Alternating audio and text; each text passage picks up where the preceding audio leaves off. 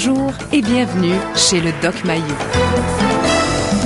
Débat, société, famille, relations. Le Doc Mayou. Voici votre animatrice Janine Ross et le psychiatre Pierre Mayou. Bonjour tout le monde. Bonjour Pierre.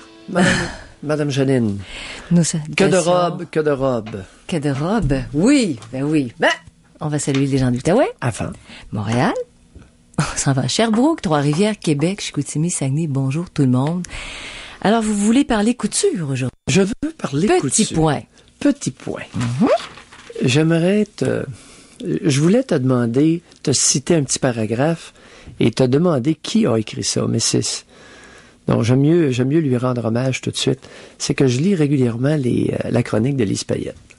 Et à l'occasion, je trouve qu'elle est dépassée. Et à d'autres moments, à l'occasion, de temps en temps, elle est absolument sulfureuse.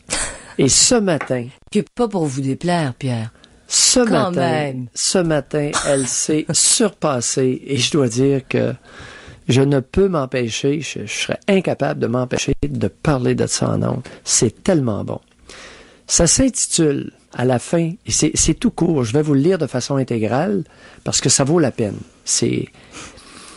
À la fin, le titre du paragraphe, c'est « Que de robes, que de robes ». Ils sont tous vêtus de robes, écarlates. Si je ferme un peu les yeux en regardant mon écran de télévision, j'ai l'impression de voir une volée de femmes s'agitant autour d'un vieillard embaumé. Ce ne sont pas des femmes, bien sûr, puisqu'il s'agit du Vatican. Ce sont les cardinaux venus des quatre coins de la terre, tous habillés en femmes pour élire le prochain pape. Image étrange de cette religion qui fait si peu de place aux femmes depuis si longtemps et qui se couvre de taffetas froufroutant et de dentelle aux yeux du monde entier. Une mise à jour de la garde-robe des cardinaux pourrait être un objectif urgent des réformes. Au rôle des femmes dans l'Église, il suffit de voir l'âge des cardinaux pour comprendre que ce n'est pas demain la veille qu'on verra des changements. Écoute bien la dernière phrase. Toutes les religions préfèrent les femmes à genoux et les hommes en robe. J'ai aimé, merci Madame Payette, pour toutes les fois où j'ai osé vous critiquer cette fois-ci. Je me sens extrêmement élogieux à votre égard, une dame de votre âge qui a su dire ce qu'elle observe. Sulfureuse. Et Franco Nuovo qui est allé dans la maison du couturier. En tout cas, aujourd'hui, on était effectivement dans le petit point. Bon. Alors, mais qu'est-ce que t'en penses, toi? Comment tu réagis à ça? En tant que femme? En tant que femme? Oui. Pierre, j'ai eu un relent de religion. Je vais vous faire après la naissance du premier enfant. Il y avait une dame qui était enseignante pastorale, était exégète, mais je me souviens plus. Elle était allée étudier partout, jusqu'au Sinaï. Et quand elle parlait, elle expliquait, elle vulgarisait la Bible puis tout ça. C'était accrocheur. C'était intéressant parce qu'elle donnait des explications qui n'avaient jamais été données. Moi, j'avais décroché depuis bien longtemps, mais nos parents nous ont pas obligés, à pratiquer la religion. Ils nous ont laissés totalement libres. Et puis, on a exercé notre liberté. Mais c'était comme... Et quand j'ai vu le peu de place qu'on laissait aux femmes, ça n'a pas été très long que ça a coupé court parce que je comprenais pas pourquoi. Ça me dépassait, je ne comprenais pas pourquoi on pouvait pas faire ça. Alors, c'est ça, puis c'est pas d'hier, là. Alors, comment je réagis? Ben oui. Mais c'est quand même, ou bien elle est téméraire, ou bien elle est brave sur ce point-là. Il y a beaucoup de femmes de sa génération, Pierre, qui ont eu des parents extrêmement religieux, parce qu'elle est à peu près de l'âge de mes parents. Et puis, il y en a qui en ont eu ad nauseam, et qui avaient un sens critique qui a été beaucoup contré. Alors, ça m'étonne pas. Et les femmes, beaucoup de femmes, Jeannette Bertrand, même dans son livre, une autre femme de la même génération, qui parle de l'étouffement. Mattei qui parle de cette époque où les femmes étaient servantes. Elles étaient servantes d'écurie, elles étaient servantes à la maison, elles étaient servantes partout. Ça m'étonne pas du tout. Et ce qui est intéressant, c'est qu'elle soulève une dimension qui n'a jamais été soulevée, principalement par une femme, qui est parce que tu m'as entendu parler à maintes reprises du fait que les religions, c'est une affaire de femmes. Mais, c'est une affaire de femmes, mais qui est contrôlée par des hommes féminisés. C'est assez particulier. Et ce qu'elle est en train de nous dire, elle me rejoint, ou on se rejoint sur ce point-là. Effectivement, les religions sont menées non pas par des hommes, mais des individus masculins bien féminisés. Et elle le dénonce. Et je trouve ça savoureux. Ça, c'est l'aspect de son papier. Oui. Mais Pierre, quand on dit que la religion est une affaire de femmes, ce n'est plus une affaire de jeunes femmes, c'est plus une affaire non, parce qu'elles se sont pas senties intégrées, mais pas du tout. C'est parce que les traditions sont des affaires de femmes. Les traditions se perpétuent dans l'éducation donnée par les mères. C'est pas une affaire d'hommes. Mais maintenant, dans l'islam, c'est différent. Je connais pas, j'ai de la difficulté à comprendre dans l'islam la perpétuation de ces traditions horribles. C'est assez particulier dans l'islam, mais un jour, je le comprendrai, le dessous de ça. Probablement, quand t'es élevé dans ça tout le temps, depuis ta naissance, c'est peut-être difficile d'en sortir, bien qu'il y a des mouvements actuellement. Et ça nous amène à notre sujet du jour. Ouais, on parle des manipulateurs à la demande d'une auditrice qui nous a demandé de revenir sur le sujet. Les manipulateurs, des gens qui font du harcèlement moral, qui nous prennent dans leur filet et tu peux pas en sortir, que tu sois un homme ou que tu sois une femme dans bien des cas. Et les manipulateurs, on les retrouve dans les maisons. On les retrouve comme conjoints-conjointes. Il y a des parents qui vont user de manipulation par rapport à leurs enfants. Alors, si on parle du domaine familial, on parle du domaine aussi du travail, où ça se manifeste. Et il y a un livre qui a été écrit il y a pas bien des années, Marie-France Irigoyen, qui est une psychiatre française. Ça a fait un tabac en France, OK? La violence perverse au quotidien, mais elle n'est pas physique. Elle est morale. Puis en France, entre autres, ça avait été tué. Et elle décortique, en tout cas, les espèces de préparatifs, tu sais, où le manipulateur, il va manipuler par abus de pouvoir, il va manipuler par besoin de se rehausser pour écraser les autres. Il y a plusieurs elle l'explique dans son livre. Mm-hmm. Mais comment ça se fait que quelqu'un qui est intelligent se fait prendre dans le piège des manipulateurs? Quelqu'un qui est brillant. Mais elle dit... L'inconscient existe, Janine. Continue. Oui. Il est ligoté. Elle dit, on va ligoter. Par exemple, si on prend le milieu du travail, parce qu'elle parle aussi de manipulation de foule, là. Mm-hmm. Ça, c'est le troisième volet. Mais le manipulateur va ligoter psychologiquement sa victime. Soit parce que il juge que la victime est trop intelligente et donc une menace, le ligote. C'est-à-dire, il fait quelque chose de bien, oups! On dit rien, on le valorise pas. Il fait quelque chose de mal, c'est pas si mal. On lui fait perdre. Dans une des étapes, un des pièges dans lequel on enferme la victime, c'est de lui faire perdre son sens critique. Oups, on m'a valorisé pour quelque chose que j'ai jugé, moi, qui était pas bon. Mm-hmm. Puis, on m'a calé pour quelque chose que je juge avoir fait. Alors, la personne qui est prise dans la manipulation arrive à perdre son sens critique par rapport à elle-même. Est-ce que je fais bien? Est-ce que je fais mal? Alors, ça devient insupportable. Puis, elle parle aussi de tout. On peut mettre un employé, par exemple, sous surveillance. On le met sous pression. On le stresse. On le chronomètre. Hein? Pour lui montrer qu'il est pas encore assez performant, donc qu'il est pas un bon élément dans l'entreprise. Mm-hmm. Mais on le met pas à la porte. On lui explique jamais clairement. Elle parle d'une communication. C'est un refus, finalement, de communication. C'est un simulacre de communication. La personne qui en est victime sait pas pourquoi. Pourquoi, tout à coup, oups, on lui met de la pression, elle s'en rend pas compte parce que c'est graduel dans certains cas. Alors, l'agresseur refuse d'expliquer son attitude. Tout le temps. Tout le temps, il n'y a pas de justification. Alors, la victime dit, qu'est-ce que j'y ai fait? Qu'est-ce qu'il y a à me reprocher? Je le sais pas. Tu continues, l'étau se resserre. Alors, elle donne, je vais arrêter, là, de sortir, bon, je vais aller dans les grandes lignes, là, de son affaire. Elle dit, on disqualifie la personne. Dans un deuxième temps, on la discrédite. Puis on la discrédite pas tout le temps verbalement. Ça va être des soupirs excédés, des haussements d'épaules, des regards méprisants. Jamais rien est précis. Alors le doute s'installe de jour en jour, le piège se resserre, on l'isole, on fomente avec les autres collègues, on l'isole, puis on pousse on le pousse à faire des fautes. Quand quelqu'un est hyper stressé, là, dans un milieu de travail, entre autres, là, il va en faire des faux pas. Et là, tu tapes dessus. Et là, t'as sa peau. Il y a des gens qui sont détruits psychologiquement avec des stratégies. Alors, ce n'est qu'un de tout un livre là, de pièges et de manipulations. Puis ça finit d'une façon un peu négative, Pierre, le livre, parce qu'elle dit, quand tu es face à un manipulateur et qu'on t'a rendu dans un état où tu n'es même, t'as un doute perpétuel sur tes propres valeurs, tu peux pas. Tu peux pas. Tu vas être vaincu de toute façon, alors décampe, sac ton camp. C'est comme ça que ça finit. On a eu un appel hier là-dessus. Une jeune femme brillante, articulée, performante. Et elle nous a dit, j'ai démissionné. Ouais. Parce que 2 autres femmes l'avaient dans le collège. Non, là, c'est ça. Là, c'était du harcèlement. Il l'aurait eu.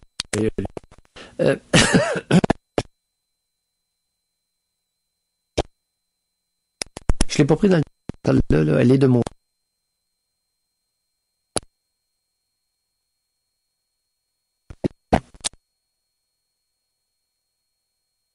manipulateur. C'est quelqu'un qui amène quelqu'un d'autre à croire, penser, ressentir, agir à l'encontre de son lui-même. Alors, je me répète, manipuler, c'est possiblement amener quelqu'un, et c'est ma définition personnelle, manipuler, c'est amener quelqu'un à croire, penser, ressentir, agir à l'encontre de son lui-même. Oui. Alors, qu'est-ce que t'en penses contre comme définition? Ben, ça pourrait compliquer tout ce qui est dit ici. Et au niveau des motivations, beaucoup de manipulateurs manipulent. Psychiatre, vous êtes psychiatre. Oui. Puis peut-être que vos explications seront différentes. Ben oui, même. Non, c'est bien fait. C'est bon, ça. Mais on peut aller un peu plus loin. C'est sûr que c'est un ébauche, là. C'est l'alpha, c'est pas l'oméga. C'est un début de réflexion sur lequel on a avantage à s'étendre. Différentes motivations, comme domination, contrôle, pouvoir, asservissement de l'autre. Et quand on parle de domination, contrôle, pouvoir, asservissement, ça peut être face à un individu ou face à une collectivité. Et c'est pour ça que les commentaires de Lise Payette m'ont rejoint beaucoup. Et tout à fait par hasard, ça rejoint le sujet d'aujourd'hui. C'est une méchante coïncidence. C'était planifié, nos affaires, là. Et qu'elle suppute avec son histoire d'homme en robe, là, elle suppute un élément de manipulation là-dedans. Et on manipule qui? Les foules. OK, alors on revient là-dessus. On manipule pourquoi? Et lorsque je dis pouvoir, évidemment, ça inclut aussi le pouvoir financier. Tu sais, on pourrait rajouter l'argent. Bon, alors Pierre, on va revenir là-dessus. Alors, les manipulateurs, en avez-vous dans votre entourage? Comment vous vous prémunissez d'eux ou comment vous les subissez? 7900-224, 1-800-667-52-41.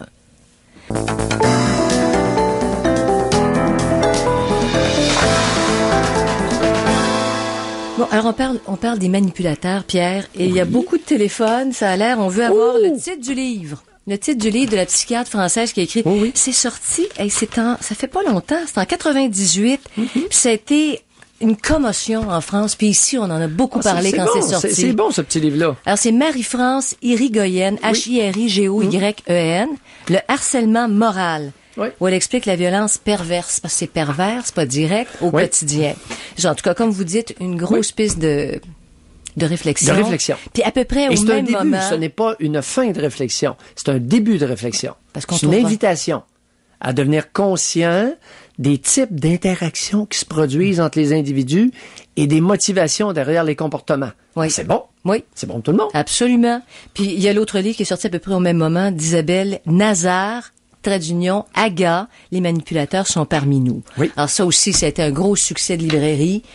Alors, on va tout de Allô? suite avec Oui. notre premier appel. On parle à Francine. Bonjour, Francine. Bonjour, vous deux. Bonjour, Francine. Je trouve ça spécial parce que j'ai vécu, je travaille en politique, et puis j'ai vécu ça du harcèlement moral. Et puis, c'est drôle, quand j'ai vu ce livre-là, je me l'ai procuré là, des années passées. Là. Ah oui? Ça fait, je l'ai, ça fait, attends une minute, là, 6 ans de ça à peu près que j'ai acheté ça. Mais ça.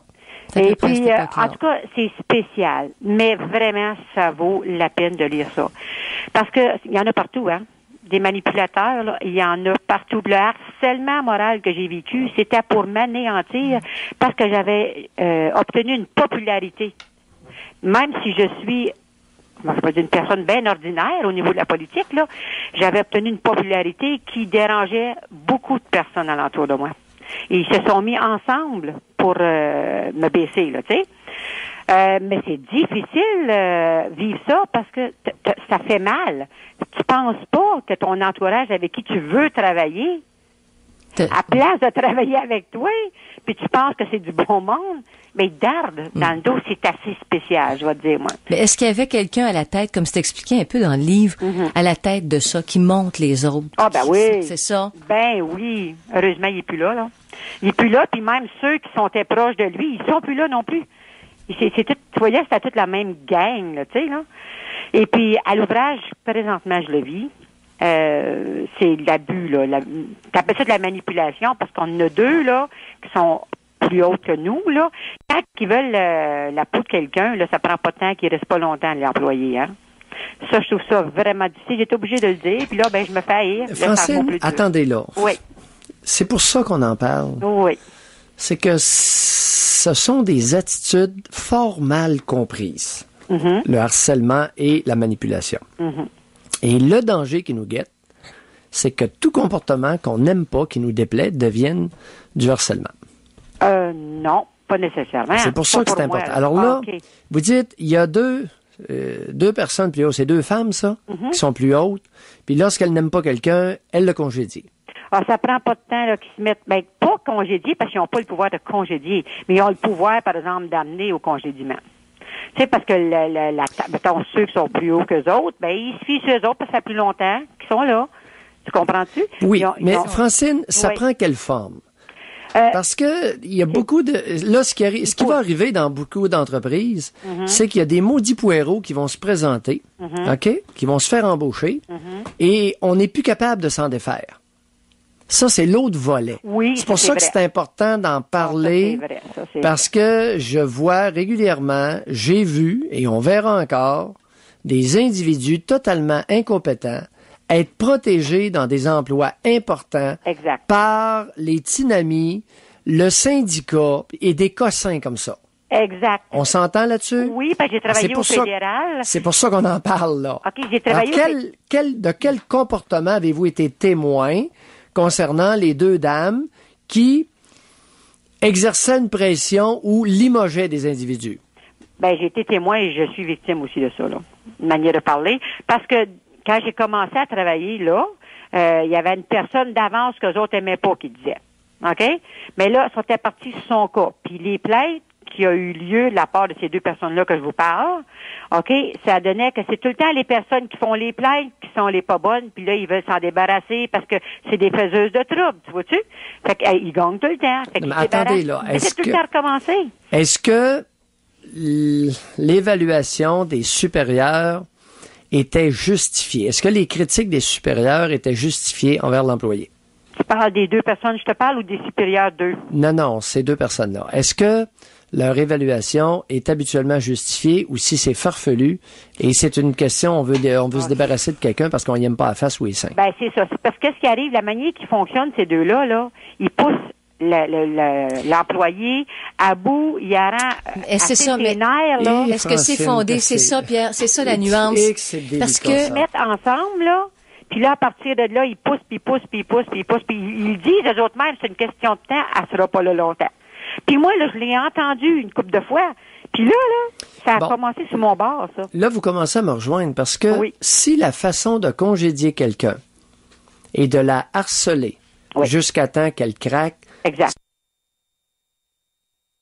ça ne se fait pas. Ah, c'est dégueulasse. Tu mets carte sur table à ce moment-là. Ça fait pas dans l'organigramme, puis c'est un point, c'est Voyez-vous, tout. comprenez-vous, il y a une subtilité ici, là. Donc, c'est de la méchanceté. là. Ah, c'est de la Exactement, méchanceté. parce que faut être bien conscient d'une chose. Les attitudes de harcèlement sont dévastatrices pour l'individu qui les subit. Ah oui. Que ce soit un employé compétent ou incompétent. Dans un cas D'accord. comme dans l'autre, une attitude de harcèlement pour se défaire de quelqu'un, que ce soit justifié ou pas, ce n'est pas la façon de faire. On peut pas accepter ça. C'est méchant, ça se voit dans leur Oui. comportement, puis c'est mesquin, là. Oui. Puis en plus, devant la personne, là, bon, l'hypocrisie. Oh, que je t'aime. Oh, tu sais. Mais il est pas aussitôt. Puis moi, je suis là, je suis témoin de ça. La personne quitte pour aller faire quelque chose sur le plancher ou quelque chose, là. Ah, ben là, c'est tout de suite. Puis là, ça n'a pas d'allure. C'est dégueulasse. C'est dégueulasse. Est-ce que ce dont vous parlez, ce genre d'attitude, cette attitude-là que vous prêtez à ces deux femmes-là, est-ce que ce ne sont pas des attitudes malheureusement trop largement répandues au Québec? Chez les femmes en poste d'autorité? OK, je peux dire qu'il y en a beaucoup, parce que je l'ai vécu à une couple de fois, là, mais je le vois ailleurs, là, je le vois, puis ça fait mal. Me dire franchement, qu'est-ce qui m'inquiète, là, c'est que les enfants, même dans nos écoles, le vivent. Ben, l'histoire du taxage est, ouais. Non, mais même les enseignants, sur ouais. les enfants, puis même les directions sur les enseignants. Ah, c'est un abus de pouvoir qui existe, malheureusement. Est-ce qu'il est possible que les femmes, à l'heure actuelle, soient très mal éduquées en ce qui a trait à l'exercice du pouvoir? Je sais pas si c'est ça, Dr. Mayou, mais je sais que c'est des femmes, dans bien des cas, qu'il y a des femmes qui font ça. C'est moi, nous autres. Mais Francine, les deux personnes dont vous parlez, Oui. là, est-ce qu'il y a comme un lien hiérarchique avec les gens qui harcèlent? Est-ce que ce sont des patrons ou c'est des gens de même niveau? Non, vois-tu, c'est comme, nous autres, t'as le conseil d'administration, après ça, t'as le gérant, t'appelles, après ça, t'as la première personne, ça fait longtemps qui est là, qui dirige la place, parce que les autres sont pas sous le toit, là, les autres avant, là. Puis elle, mettons, elle a la responsabilité. Puis elle a quelqu'un qui est après elle, qui est vraiment une grande amie, là, tu vois qu'ils sont pareils, là. Mais elles sont en poste, elles sont en autorité par rapport aux personnes qu'elles veulent envoyer, là. Ouais, moi, je suis la dernière arrivée, fait que oui. Donc, abus de c'est pouvoir. c'est toujours ça. Et puis, malheureusement, ceux qui font des plaintes contre eux finissent tout le temps par être, si eux autres passent pour soit les pas bonnes, les paresseux, les faiseuses de trop. Tu comprends-tu ce que je veux dire? Oh oui, je comprends très C'est bien. dégueulasse. Puis moi, quand j'étais obligée de le faire, ça, parce qu'on m'a demandé si j'étais heureuse dans ma job, j'étais obligée de dire ce qu'il en était, hein, parce que j'avais pensé à quitter mon emploi, même si je l'aime, l'emploi même, là. Puis là, la personne en autorité dessus eux aussi, là, a dit non. Ça fait souvent qu'on a des plaintes, et puis cette fois, ça passera pas. Vous savez, Parce qu'il Francine, avait confiance en moi en tant qu'employé. Donc, là. il y a quelqu'un qui s'est réveillé en quelque part. Oui, il s'est réveillé. Ouais. Oui.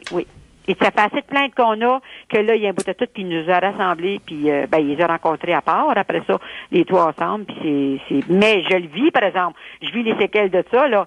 Ils font semblant qu'ils s'arrangent avec moi, mais je fais pas partie du tout de leur, On fait quoi face leur à ça? famille. Francine, on fait quoi face à ce genre d'attitude-là dont vous avez été moi, témoin? c'est comme j'ai dit au gérant, j'ai dit, écoutez, moi, là, vous m'avez engagé, j'ai besoin de travailler, j'aime ma job, je suis heureuse là-dedans, je parle avec le public, parce que je suis j'aime le public, là. Mais par contre, je suis capable de les ignorer, puis je suis capable, ça fait mal, là, par bout, là, mais je leur dis, je suis capable de leur dire à un moment donné, ben voyons, c'est quoi cette attitude-là, tu sais, pourquoi, tu sais, je suis capable, puis c'est me faillir davantage, mais écoute donc, je suis là pour faire ma job, et puis je suis là pour rentrer des impôts, puis je suis là, c'est le même je le vois, je suis là pour avancer dans la vie. OK. Merci beaucoup, Francine, d'avoir illustré un des cas. Donc, on parle des manipulateurs aujourd'hui. Est-ce que c'est plus féminin que masculin? Pierre, je suis pas certaine parce que ça a été beaucoup répertorié du côté de la gestion masculine aussi. Alors, on pourrait avoir des appels peut-être aujourd'hui. 790-0224, 1-800-667-5241. On disqualifie sur les lieux de travail. On disqualifie pas pourquoi on prend un employé en grippe, on le laisse s'isoler, parce que le facteur manipulateur, les techniques Je vois deux mots. Harcèlement moral. Oui. Qu'est-ce que ça fait là, le mot moral? Je sais pas. C'est-à-dire qu'il n'est pas physique. Admettons qu'on l'interprète comme ça. Parce que le titre de son livre, le harcèlement moral. Est-ce qu'on veut dire harcèlement psychologique? Ben là, Ça pourrait être ça. Disons-le, parce que le harcèlement est nécessairement immoral. OK, moral, immoral. OK. Voyons, Moi, je pense qu'elle le prend dans le psychologique. Ces deux mots-là sont antithétiques. Ils vont pas ensemble. Harcèlement moral, tout d'un coup, ça m'avait... Parce qu'elle aurait tout à fait pu titrer son livre harcèlement. Oui. La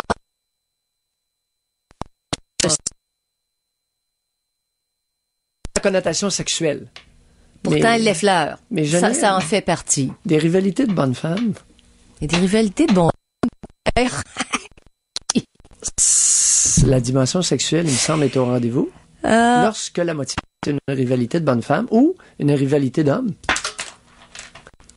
Mais le harcèlement sexuel, Pierre, il va se passer au sein d'une entreprise. Tu comprends? C'est pas basé sur l'attrait, mais c'est sur la rivalité sexuelle. Oui.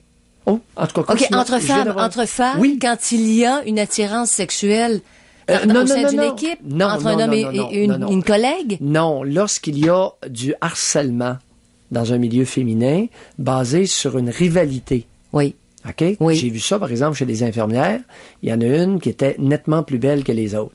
Ils se sont mis toutes contre elle, ils se sont ligués contre elle, puis ils ont même quitté le département jusqu'à temps qu'elle sorte. Non. Alors ça, c'est une rivalité parce qu'elle était trop belle. Alors il y avait une dimension sexuelle vers elle, mais la rivalité de sexe devenait invivable. C'est là que vous pour les collègues de travail. Alors, c'est un autre tableau du harcèlement. Et de ses motivations. Immoral. Immoral. Alors, on parle à Annick. Bonjour, Annick. Bonjour. Bonjour, Annick. Bonjour. On vous écoute. Moi, je vis avec un manipulateur extrême. Racontez. Que j'ai foutu dehors hier soir. Oh, c'est tout frais. C'est tout frais, puis c'est très dur. Alors, racontez-nous ce qu'est un manipulateur extrême. On a été... ça aurait fait... Là, je vous demande, qu'est-ce que c'est? Qu'est-ce que vous voulez dire? Racontez-nous les comportements que vous incluez dans votre manipulation extrême. C'est le jouage de tête. Je me sens, c'est ça, là, rendu écrasé. Écrasé par essayer d'arranger des choses en dialoguant. Puis non, c'est moi qui est dans le champ tout le temps, puis t'as pas raison, puis tout, tu sais, fait qu'à un moment donné, tu te reposes. Ça, attendez, attendez, il va falloir... C'est pour ça que je vous dis... Oh, attendez, on va aller tranquillement, parce que c'est pas évident, cette histoire-là. Mm-hmm. Mais... Alors, écraser en dialoguant, lui répond, tu sais, c'est ça, tu essaies de parler parce que tu vois une différence, tu vois que... C'est toujours tout est de ma faute, que je veux le dialoguer, que je vais arranger quelque chose, tout est de ma faute, mais quand il veut un bien ou un besoin comme pour moi, aller leur conduire pour aller voir ses enfants, là, je suis belle, je suis fine, tout ça, tu sais. Mais quand tu cherches à voir ou arranger quelque chose dans le couple ou quelque chose, je me rends compte là, de ses comportements parce que c'était un pharmacodépendant puis qui a recommencé, je crois. Fait que je vois une différence, toujours fatiguée, tout ça, j'essaie de parler pour arranger. Si tu pliais un peu, puis si tu sais, je suis très fort, puis tu sais, c'est de l'écrasage, fait que toi, tu dis dans ta tête... Non, attendez, Annick. Oui. Là, l'écrasage... C'est dur de s'y retrouver, la Pierre, c'est frais, là. C'est pour ça. Non, mais il va falloir arriver avec des comportements beaucoup plus frappants que ça. Mais c'est là, votre histoire de pharmacodépendant, c'est quoi ce beau mot-là? Lui est pharmacodépendant, problème de pilule. C'est-à-dire consommer des pilules à l'extrême, OK. C'est-à-dire quelle pilule? Ativan, Rivotril. Non, un petit drogué. On n'appelle pas ça un pharmacodépendant, on appelle ça un drogué. OK. À l'Ativan et au Rivotril. Il en prenait combien par jour? Écoutez, on sort du sujet, mais il vient de... Non, on sort pas. Non, mais je veux dire... Annick, on sort du sujet. Non, mais c'est parce qu'il vient de sortir de thérapie. Fait qu'avant la thérapie, c'était à coup de 20, 30. Là, ça commence tranquillement. 20, 30 écoutez, par jour? Ah oui, parce qu'il me dit, j'en prends juste une quinzaine, mais c'est sûr. OK, écoutez, en tout cas, c'est ça. 15, 20 ou 30, ça n'a pas d'importance. C'est qu'il était gelé comme une bine. C'est ça. Puis là... Et ça fait combien d'années qu'il se gelait le cerveau de...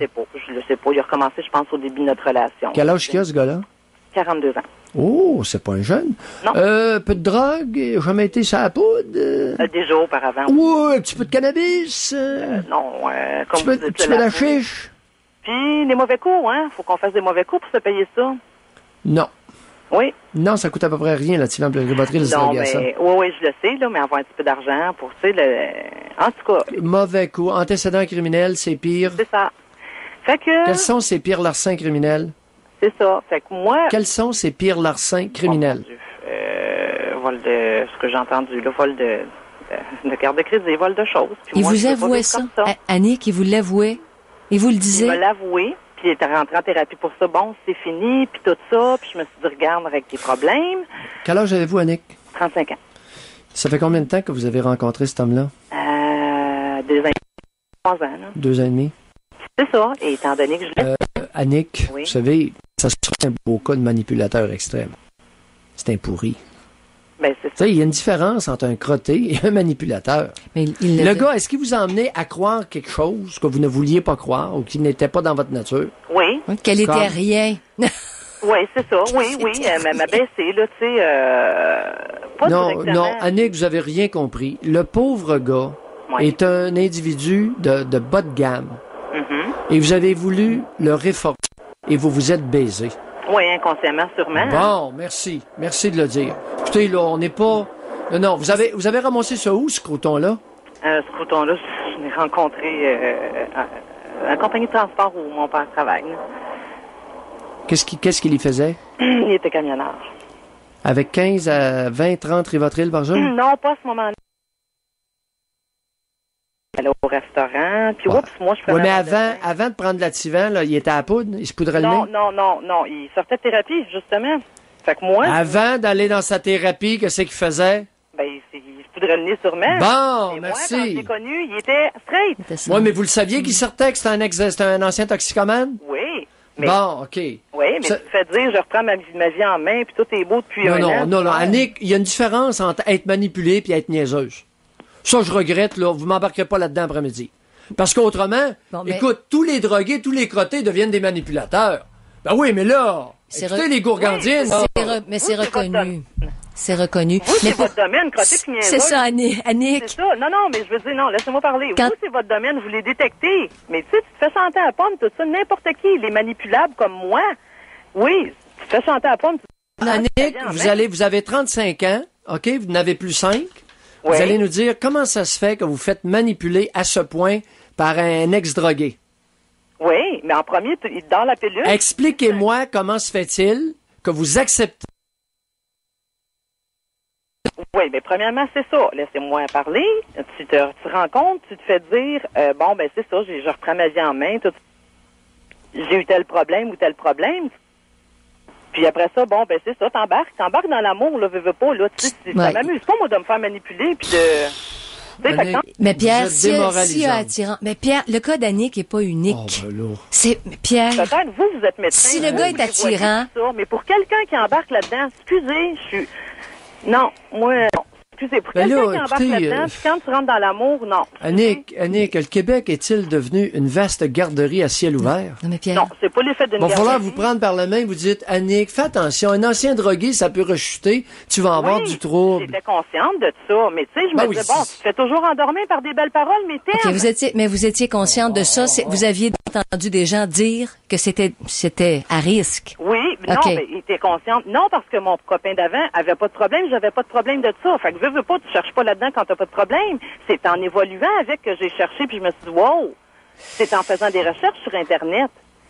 Mais, tu sais, c'est sûr, vous, c'est votre domaine, vous parlez de ça, tu sais, mais quand tu te fais dire ça, tu dis, bon, ben, coudonc, il s'enligne bien dans la vie, son appart, tout, ses enfants, il va les voir, veux pas, tu tombes en amour au bout d'une semaine, oups, ça te progresse 1 mois, 2 mois. C'est quand Et- tu commences à voir les bébites que tu sais, Mais je me demande, Pierre, j'en si reviens les pas. non mais les Non, mais personnes là- qui sortent de thérapie, ceux qui mènent ces thérapies-là, les psychothérapeutes qui s'occupent, disent donner des chances. C'est un peu ça le message, Pierre. Oui, parce Une que dans le fond, chance, c'est une il y a une espérance. thérapie, puis ils croient à la thérapie qu'ils offrent à ces gars-là et à ces filles-là qui ont des problèmes.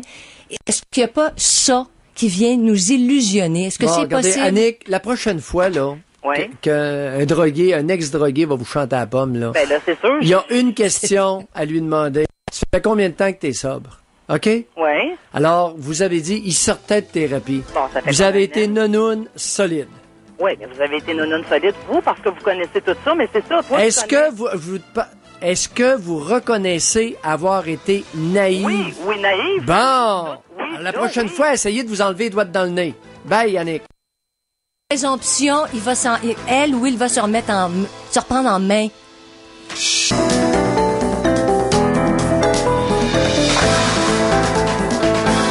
OK, alors Pierre, à la décharge d'Annick. À la décharge. Oui. Et bon, elle lui a donné une chance à ce gars-là. On parle des manipulateurs, là, aujourd'hui. Souvent, on entend dire, les alcooliques, par exemple, sont de grands manipulateurs. Ils savent cerner leur proie. Ils ciblent les filles qui sont généreuses, qui sont un peu naïves, peut-être, puis qui pensent qu'elles vont être une béquille pour ces personnes-là. Puis probablement qu'il y a des hommes qui se font prendre aussi dans ces guet-apens-là. Mais, Pierre, c'est pas toujours dit. Là, le gars lui avait dit. Il avait dit, j'ai eu des épisodes, j'ai consommé de la coke, etc. Mais c'est pas toujours dit. Alors là, le manipulateur ou la manipulatrice trouve une proie, n'est pas franche, puis go. Pour celles qui manquent de prudence élémentaire, pour celles qui sont naïves, pour celles qui sont neunounes, pour celles qui a été ça pendant 6 mois, ça commence à être pas pire. Correct? Oui. Ça veut Tout dire n'est quoi? pas gagné, mais c'est pas pire. Ils sont plus solides.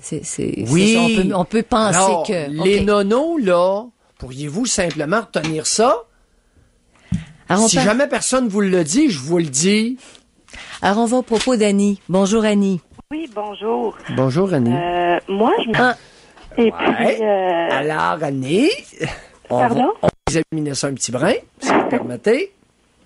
Alors, qu'est-ce que votre mère vous reprochait comme comportement? j'ai longtemps eu une étiquette, ou à peu près, en tout cas, je me faisais souvent dire comme quoi, carrément, j'étais manipulatrice, que je la manipulais. Et vous savez, ça n'a pas de sens. La doléance de votre mère est insensée. La doléance, je sais pas ce que c'est. La doléance, Ça la plainte. complainte, la jérémiade, les lamentations de votre mère sont insensées. Ah, OK. Parce que, à partir, vous savez, dans ma définition du manipulateur, il y a un aspect. Je vais reprendre la définition de manipuler. Manipuler, c'est amener quelqu'un à croire, penser, ressentir, agir à l'encontre de son lui-même. Mhm. Et je rajouterais à son insu. Mhm. À partir du moment où votre mère détecte votre tentative de la manipuler, ce n'est plus de la manipulation, parce qu'elle en est consciente. OK. Ben oui. C'est pas subtil, C'est c'est quoi, oui. ça. Alors, la bonne femme, là, j'aime autant vous dire que votre mère, c'était pas une grande subtile. OK. Mais Bon. Annie pouvait penser, par exemple, qu'elle était un enfant bien méchant, par contre, Oui. de se faire dire ça. Alors là, Annie, Ouais. est-ce qu'il est possible que votre mère avait le goût de temps en temps de vous beurrer? Ben moi, l'explication, parce que maintenant, elle me le dit plus, puis tout ça, ça fait que je ne le suis plus. Et puis, ce qu'elle m'a dit, c'est que, en fait, le fait que, bon, mettons que je voulais quelque chose, puis que je la suppliais, puis que je l'ai me le donner, par exemple, elle a fini par me dire que c'est parce qu'elle avait peur dans le temps que je l'aime plus. Si elle me donnait pas ce que je voulais. Alors, votre mère semble être une grosse guenille qui vous a mis sur le dos l'odieux de son incompétence. sur ce petit bout de femme, là. Ouais. Moi, au moins, elle s'en est repentie. Ah, Non. Non. Et vous savez une chose, vous étiez, Annie, je vous dirais, je soupçonne que vous étiez intelligente, Oui. plus que votre mère. Que vous étiez tenace, plus que votre mère. Que vous aviez une force de caractère, plus que votre mère. Mhm. Est-ce que c'est possible? Oui, oui. Merci, Annie. Oui, Bye. oui. Bonne réflexion. Merci. merci. Non, mais il y a des... Est-ce que- Janine, Mais oui. tu sais, au porte de l'évidence, là, on va accrocher l'enseigne. Tu sais, son enfant est plus brillante qu'elle, la nouille, elle la traite de manipulatrice. Ben oui. C'est fin. Parce qu'elle n'est pas en mesure Hein? de contrer les demandes jugées difficiles à satisfaire et excessives de l'enfant. Les manipulateurs, c'est vrai qu'il y a beaucoup de petits-enfants qui sont « Oh, c'est un petit manipulateur. » Les parents rient de ça. T'es manipulateur, mais ça, c'est interprété d'une drôle de façon dans la tête de l'enfant, ça, c'est sûr.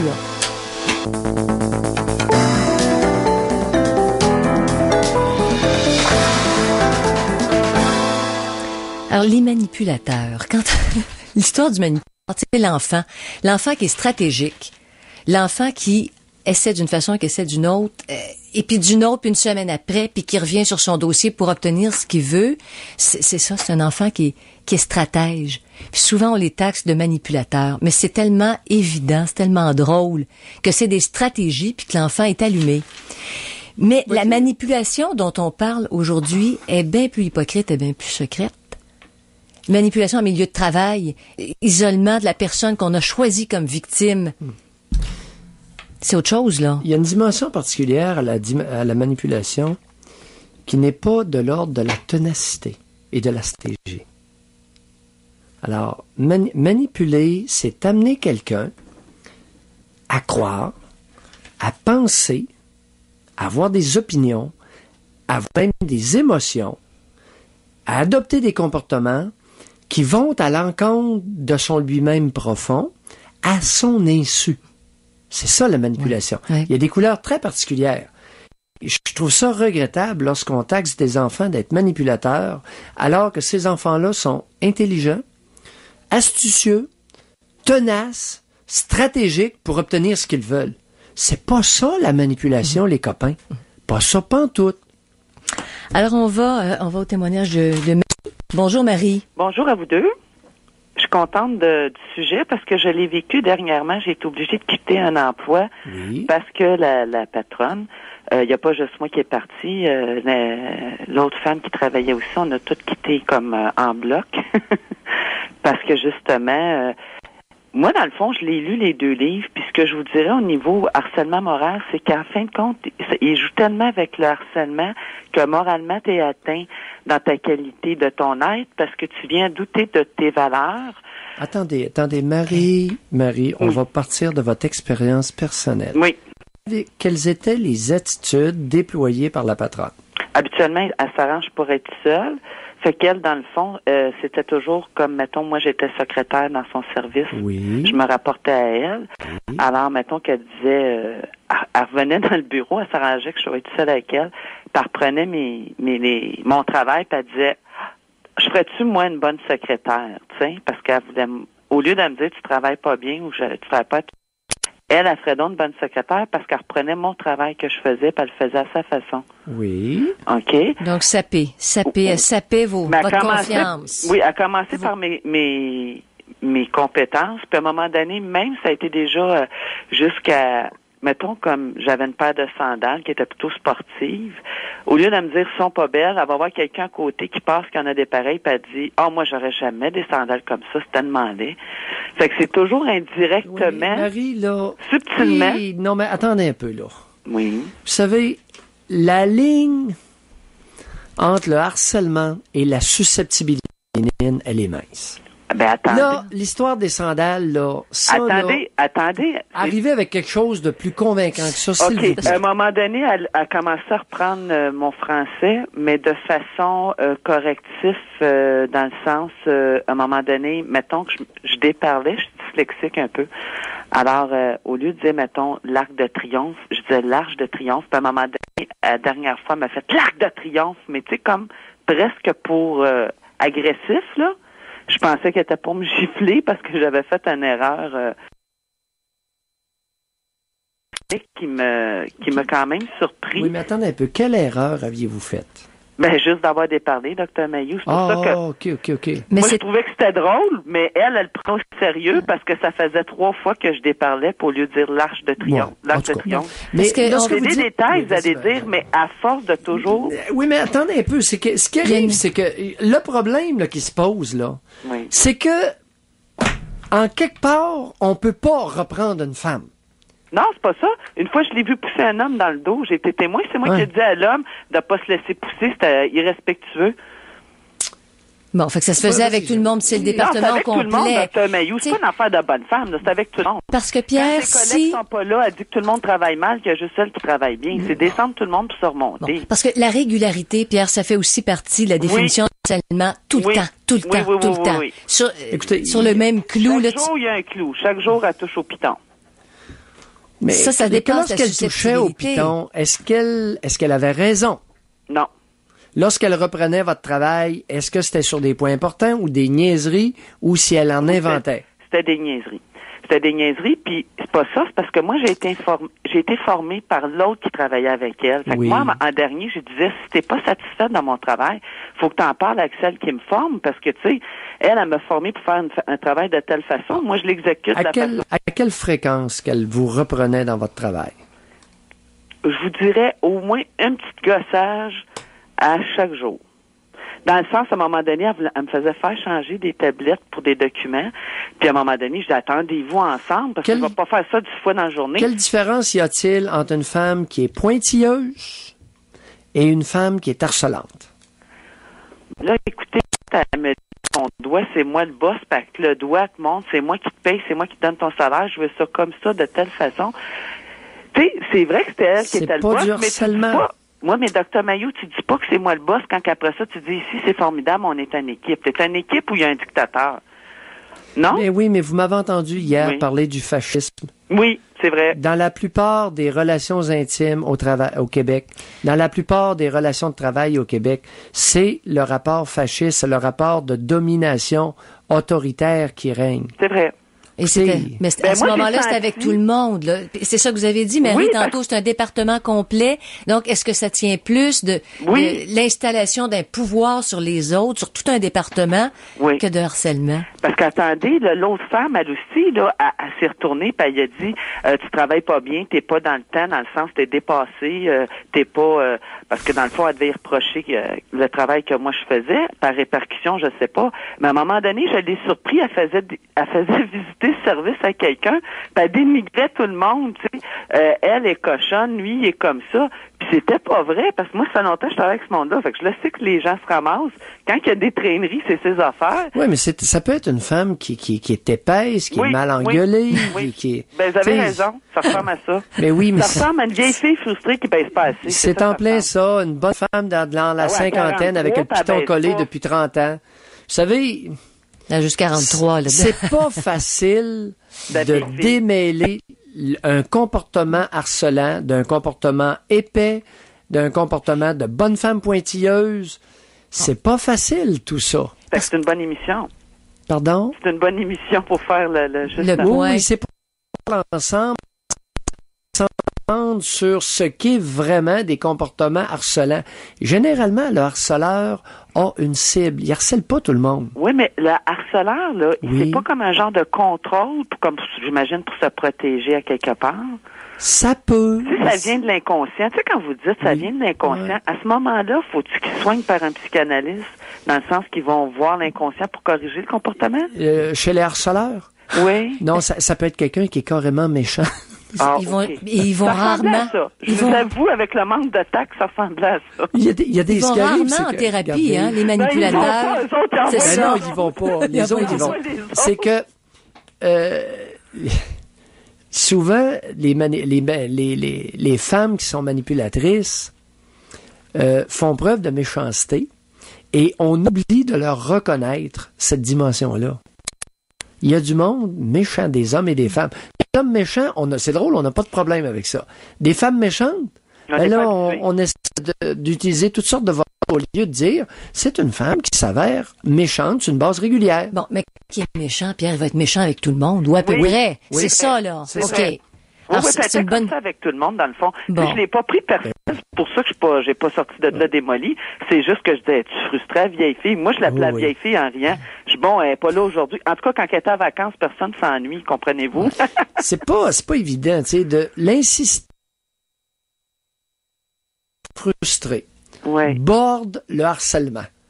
Mais c'est pas la même chose. Parce que, bon, peut-être c'est pas facile. Non, c'est pas facile de faire la ligne. Elle vise plus personnel qu'un patron, parce qu'il y en a des patrons. Le comportement que Marie a décrit, il y a des hommes qui vont faire ça dans des départements. Ben oui. Mais c'est peut-être, ils visent peut-être moins précisément là, les faiblesses. Je sais pas. si ça se manifeste de façon différente. Oui, puis ça dépend de l'estime que t'as, parce que moi, ça fait des années que je travaille, fait que je sais que si tu me veux ce travail-là, je vais te le faire comme tu le veux, tu sais. Je suis engagée pour ça, tu sais. Fait que, au niveau de ma confiance, ça m'a pas touchée. Marie, on n'est pas sorti de l'auberge avec les milieux de travail féminins. Oh mon Dieu, oui. Surtout dans le domaine de la santé. Hein? On n'est pas sorti, je l'ai vu. Je l'ai subi, je me suis sauvée. Oh boy, un hôpital où il y aura des infirmières et des femmes médecins pas sortis de l'auberge. Mais docteur, c'est une femme médecin, la femme. Vous étiez en milieu hospitalier, ce que vous venez de décrire? Oui, j'étais dans la recherche, puis je suis partie. Peut-être. Vous avez mis le doigt dessus. Mais c'était toute une expérience. Mais au moins, j'ai vu qu'elle était comme ça avec tout le monde. J'ai dit, au moins, elle était égale avec tout le monde. Mais dans d'autres milieux, peut-être qu'on aura des appels d'hommes dans le milieu de travail où c'est aussi dur. Mais oubliez pas, Dr. Mayou, elle était très, très perfectionniste, fait qu'elle l'exigeait pour les autres. Beaucoup. Ouais. Puis comme moi, elle voyait que ça m'agaçait pas, parce que moi, je disais, écoute, je m'accepte avec mes défauts, tu sais. Ça m'empêche pas de dormir. Fait qu'on dirait que ça la fatiguait de voir que ça me dérangeait pas. Marie, on va devoir tirer une ligne entre le manque de jugement féminin et le harcèlement. C'est vrai. De la part d'une femme. Et c'est pas évident. Non. Le cas que vous venez de décrire m'apparaît beaucoup plus être consécutif à un jugement faible, chez une femme très intelligente. Elle est très, très intelligente. Oui, ça, écoutez, l'intelligence, c'est pas ça qu'elle... Mais pas éduquée, en tout cas. Le jugement. Ouais. Ou bien un manque d'éducation, vous avez un bon point. Oui. Ou bien elle a été mal éduquée. Elle a été mal éduquée. C'est une espèce d'épaisse dans son comportement. Oui. Ou bien elle n'a pas de jugement. Moi, je pense que c'est une combinaison de tout ça, en fin de compte. Comment t'appelles ça? Cause multifactorielle. Écoutez, Dr. Mayou, à un moment donné, on a eu quelqu'un d'un stage d'un autre pays, OK? Puis c'était quelqu'un qui était déjà médecin, il venait juste se perfectionner, puis elle le traitait comme un résident. Mais elle savait pas, parce que moi, je suis comme un chat, on m'entend pas, hein. Elle savait pas, des fois, j'étais juste à côté, puis j'entendais des remarques, ou la fois qu'elle l'a poussé dans le dos.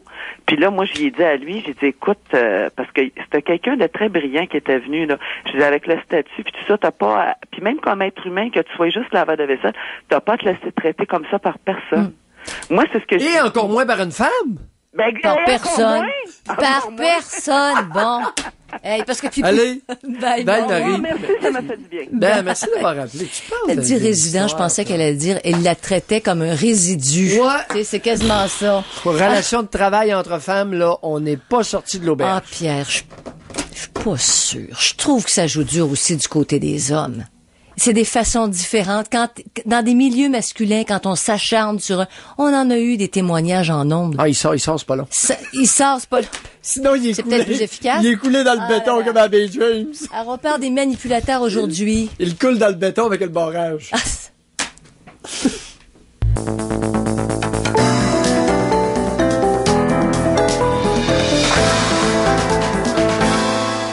Alors, les manipulateurs. Alors là, on a déjà fait des distinctions. Quand un patron, par exemple, parce qu'on parle beaucoup aujourd'hui en milieu de travail, patron, une patronne, enquiquine tout le monde, engueule tout le monde, a toujours un mot négatif pour chacun des employés.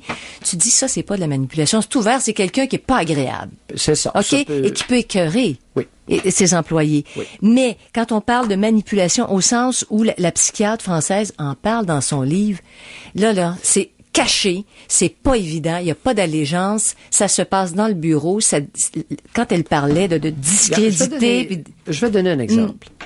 Il y avait une entreprise au Québec où le propriétaire de l'entreprise utilisait les croyances religieuses pour augmenter la productivité des employés afin de s'emplir davantage les poches. C'est une forme de manipulation. Bon. Certains pourraient dire c'est de la motivation, Pierre. À mes yeux, c'était une manipulation extrêmement vulgaire. Mais ce bonhomme-là a monté une entreprise colossale grâce à cette approche manipulatrice comme ça se peut pas. Mais elle était évidente. Et non? Il a réussi, oui. Non, il les a, c'est à leur insu. C'est à leur insu. Et il continue à défendre le bien fondé de son approche. Et il avait réussi, via les croyances religieuses et la foi, à faire en sorte que les syndicats ne rentrent pas dans sa boutique.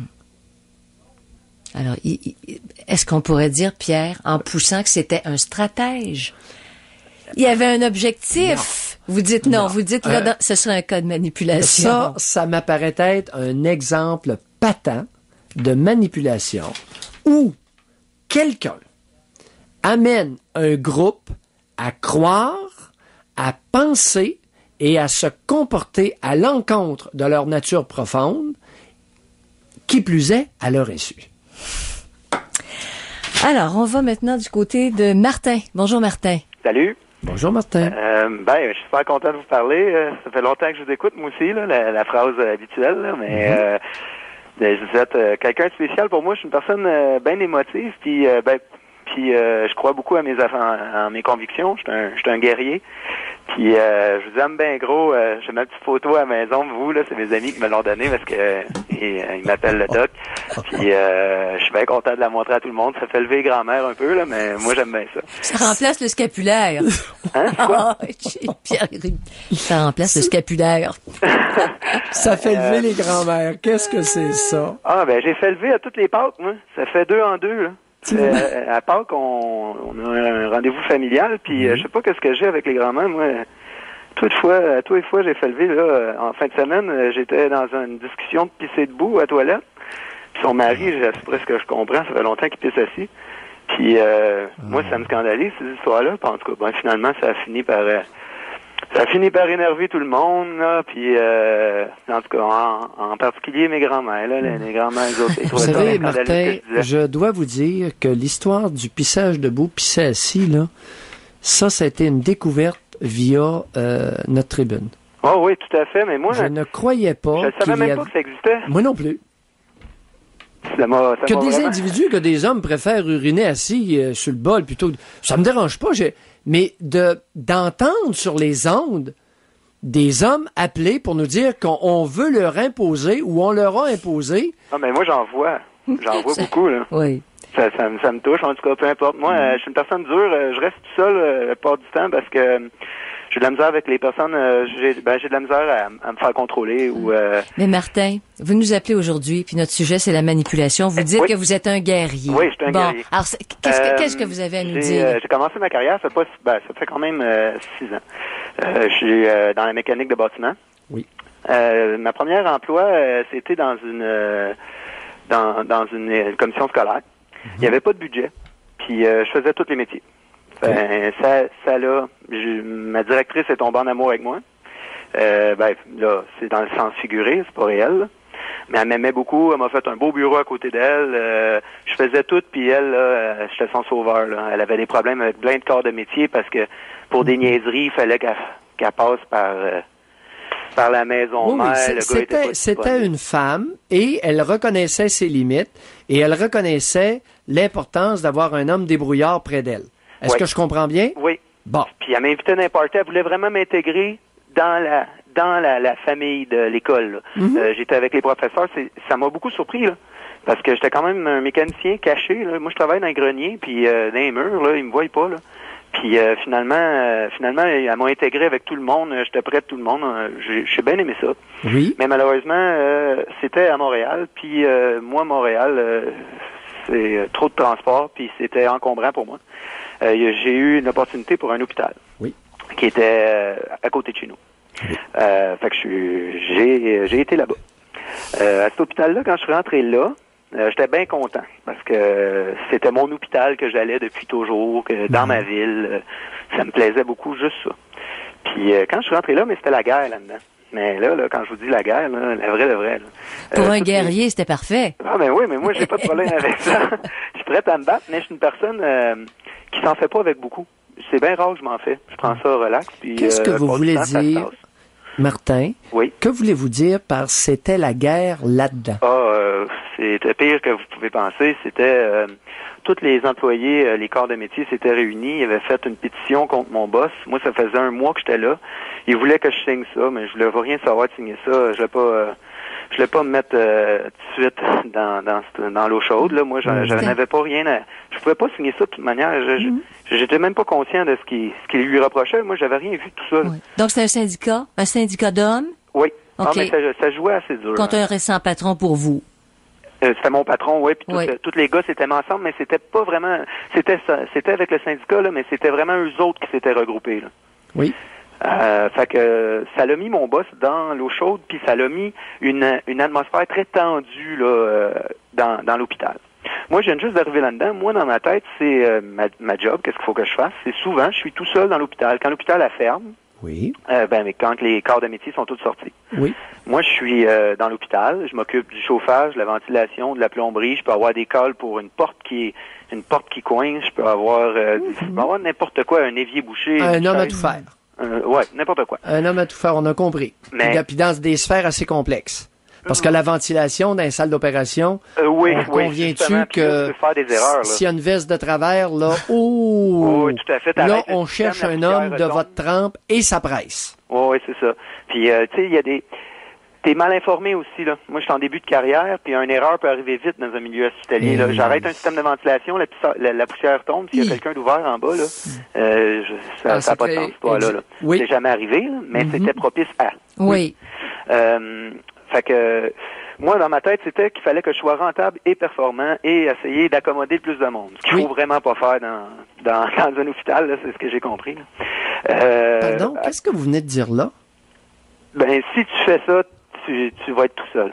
Les gars vont te tasser. Si tu fais quoi? Si t'en fais trop? Si tu décides de vouloir aider, juste aider, disons, je vais vous donner un exemple.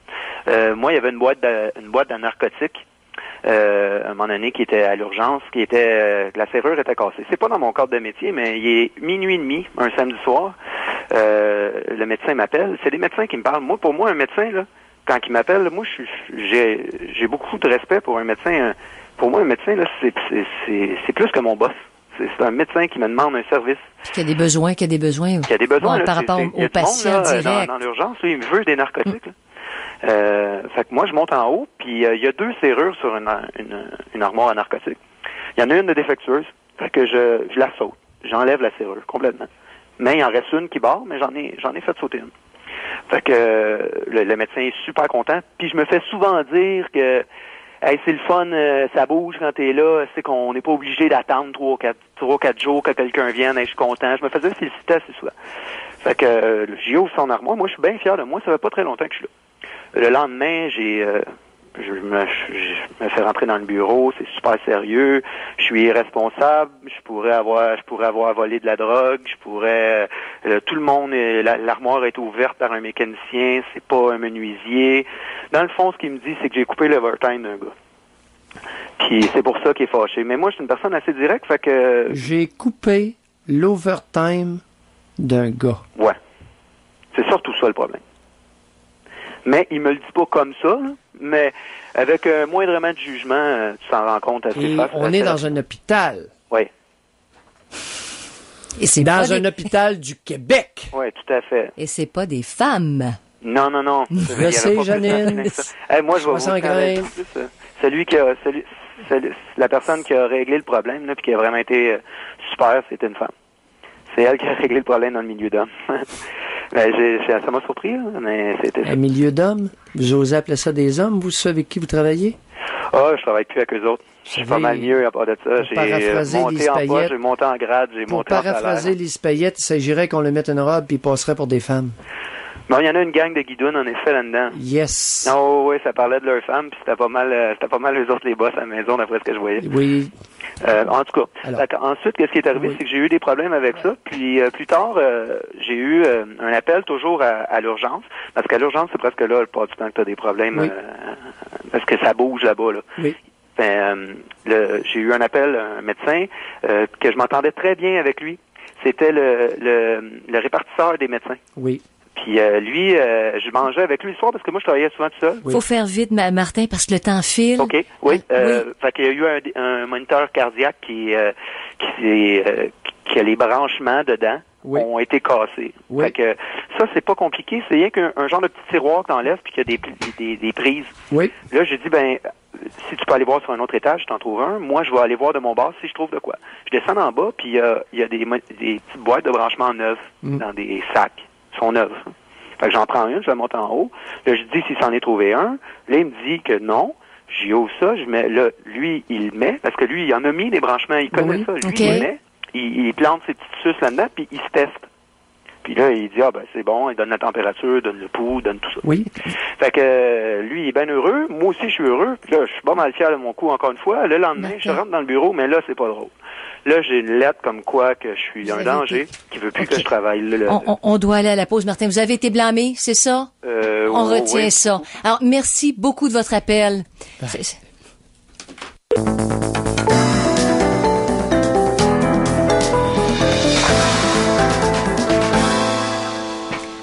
On est obligé un peu de couper Martin, mais je pense que Martin était mûr pour passer du côté du privé.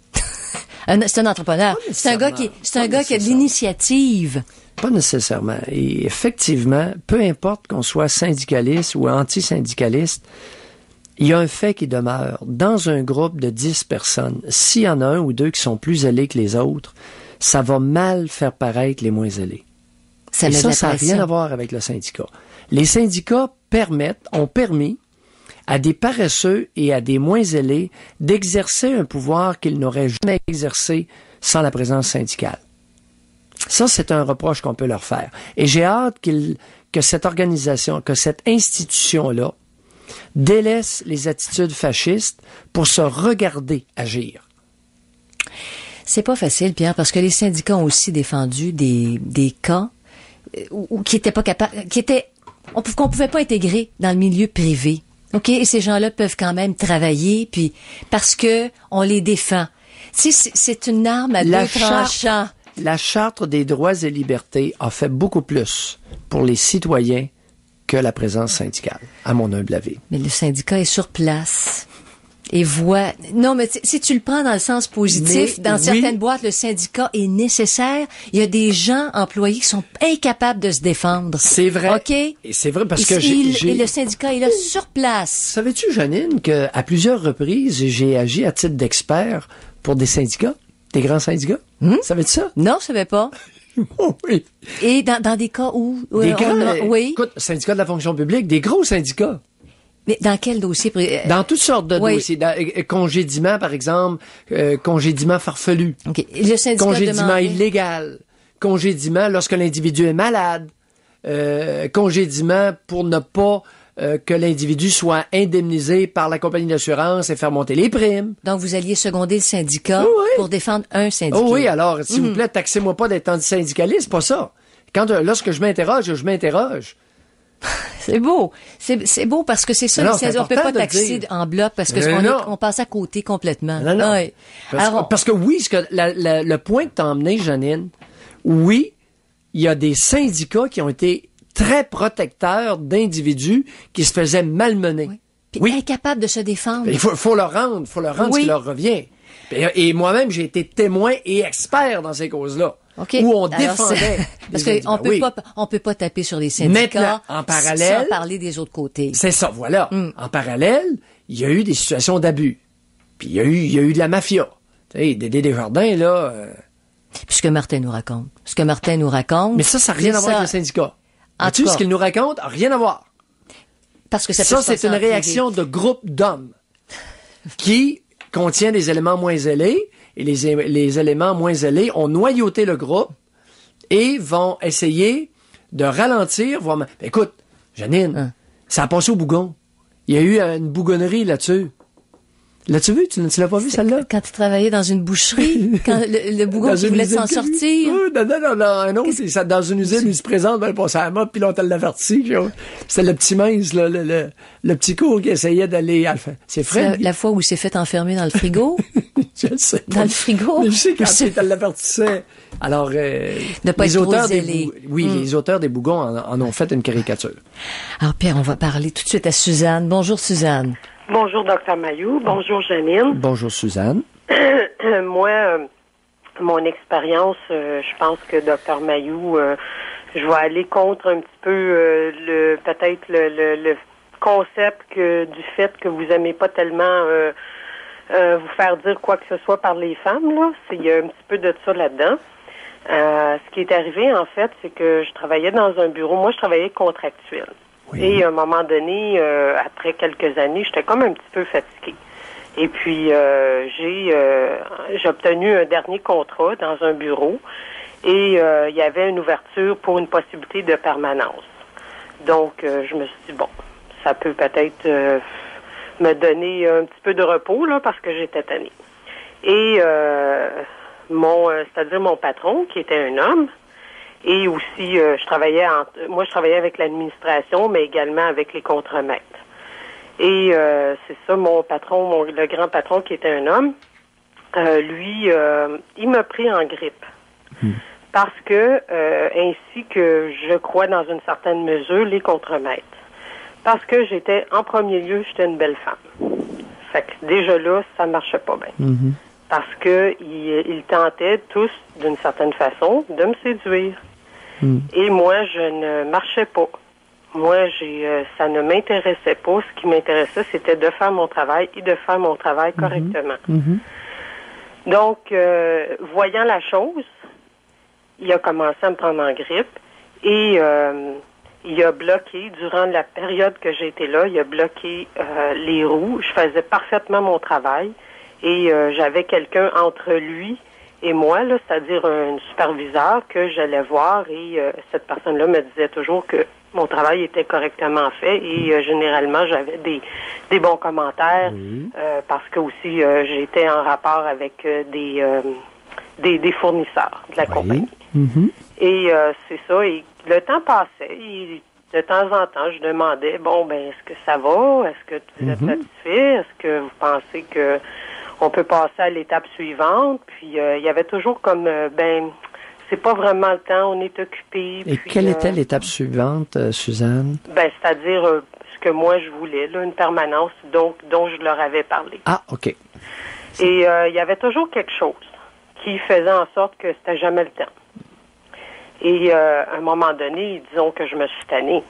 Parce que là, j'ai dit, là, tu sais, moi, s'il n'y a pas d'ouverture pour une permanence, moi, généralement, quand je faisais quand je travaillais contractuellement, je passais pas là une éternité au même endroit là, parce que je savais qu'une année là, je venais tannée, puis j'avais ouvert mon esprit dans cette voie-là, à cet endroit-là, parce que je voulais comme me reposer de ce que je faisais. Et c'est ça, étant donné que j'ai pas... Mais c'est un peu contradictoire. Je suis un peu resté accroché là-dessus. Oui. Vous dites que vous étiez fatigué, tanné, vous aviez besoin de vous reposer et vous voulez une permanence. Oui, mais je pouvais pas vivre... Moi, là, je pouvais pas demeurer là en ne sachant pas si, dans le fond, si je pouvais demeurer là d'une façon permanente. Et en ne sachant pas jusqu'à quand. Attendez, là. On va préciser. Attendez, Janine, oui, parce que je vous suis pas, là. Je suis un petit peu... On a trop placoté, Pierre. Oui, OK. On va vous écouter. On va aux un peu informations, plus, puis on revient. Oui. Dans le sens de me faire taire, alors que pour moi, je trouvais que c'était grave. Et donc, je voulais, comme quelque part, qu'on ait une certaine considération sur la façon que je voyais ce qui s'était passé avec mon conjoint. Et la famille se mettait tout ensemble là, pour qu'on... ce qu'on voulait, c'est... Moi, j'étais pour perdre la face, mais que eux, c'était comme ils se tenaient comme dans un clan, là, si on veut. Puis c'était eux qui avaient raison. Donc moi, j'ai comme eu l'impression que je me suis battue toute ma vie mais avec toujours un doute, parce qu'il y avait comme la gang contre moi, là, tu sais, si on veut.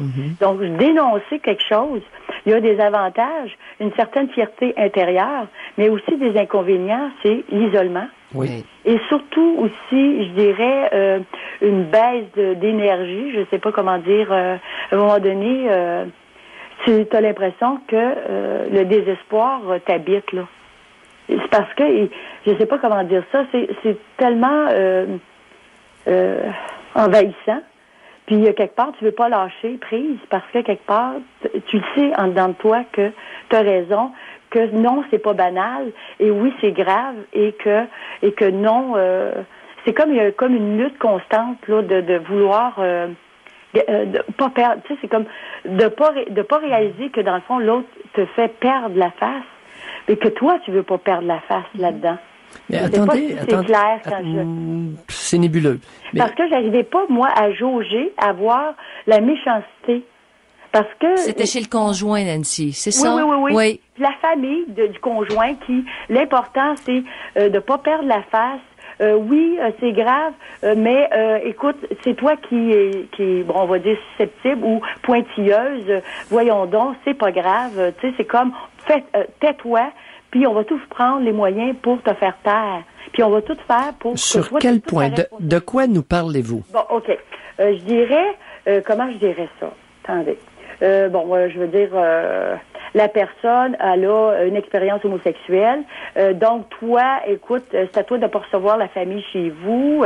C'est toi aussi. Non, attendez, c'est trop nébuleux, Nancy. Oui, de quoi vous parlez? C'est que, dans le fond, j'étais mariée. Oui. Et j'étais mariée avec une personne aujourd'hui que je qualifierais de méchante.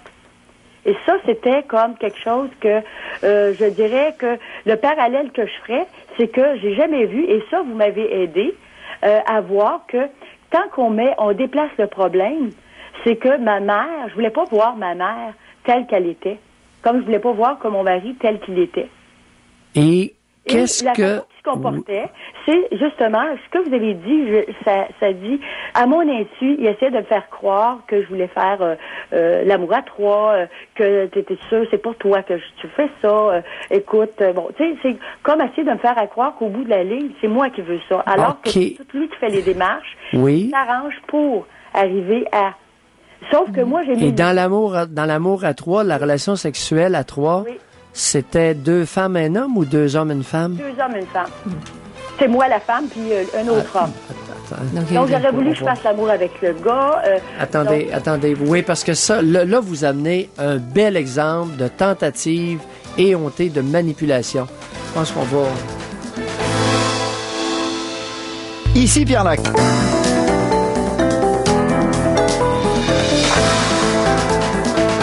Alors Nancy, Pierre a vraiment accroché, là, dit, je pense que là on a un exemple de manipulation, de comportement, c'est subtil. Le conjoint qui veut des relations à 3 puis il lâche pas là.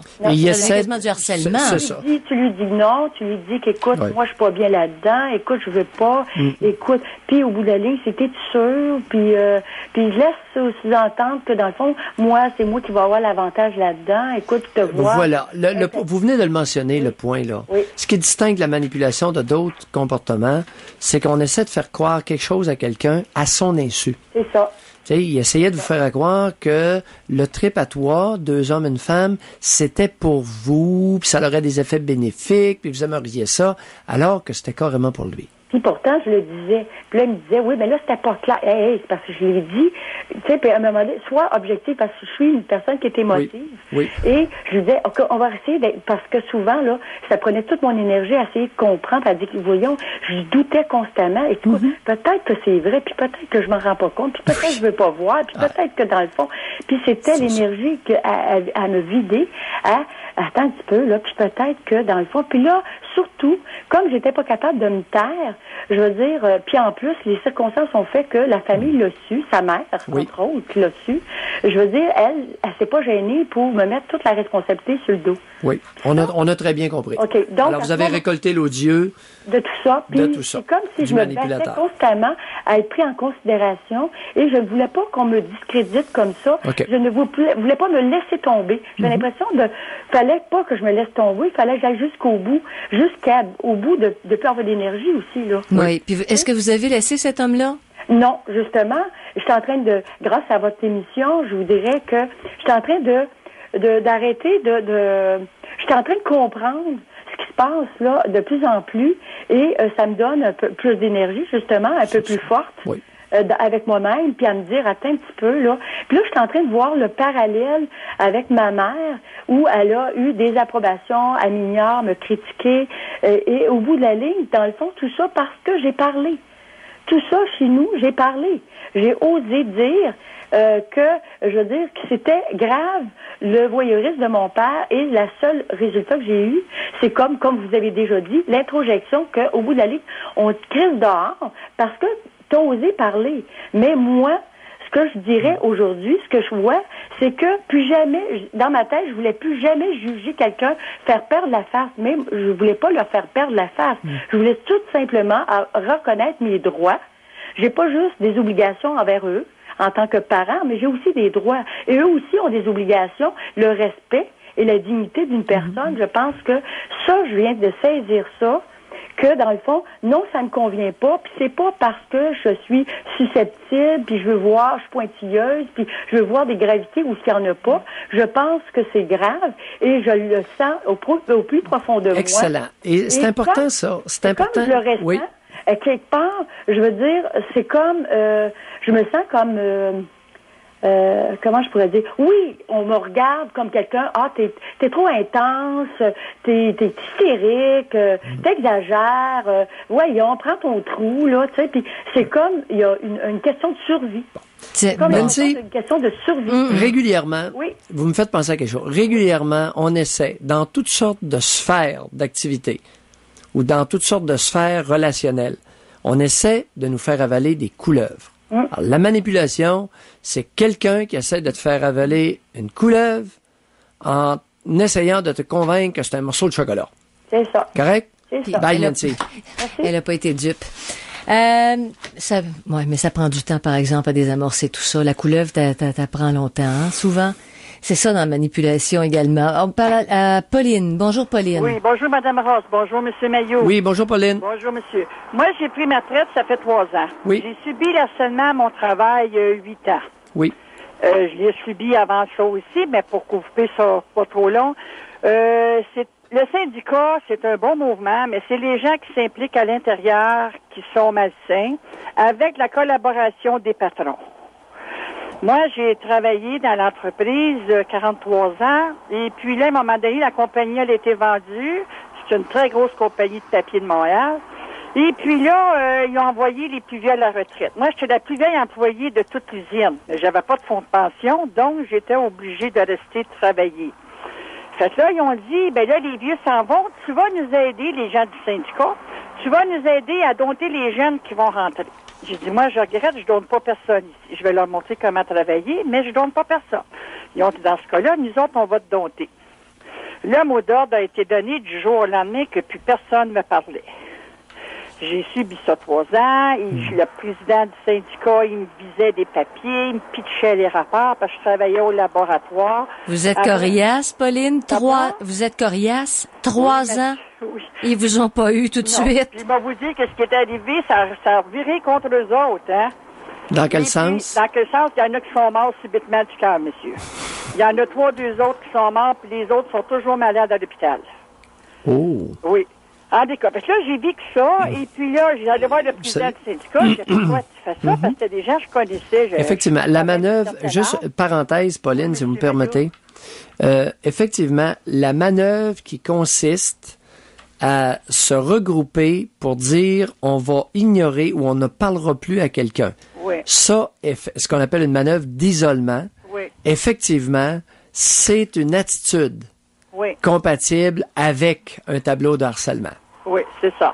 Et puis là, et elle est dangereusement efficace, celle-là, surtout pour les femmes, là. Oui. Elle est dangereusement efficace. Moi, ils ont brisé mon auto, ils volaient dans mon auto, dans ma case. Bon, alors là, on continue, s'attaquer à la propriété, faire des menaces.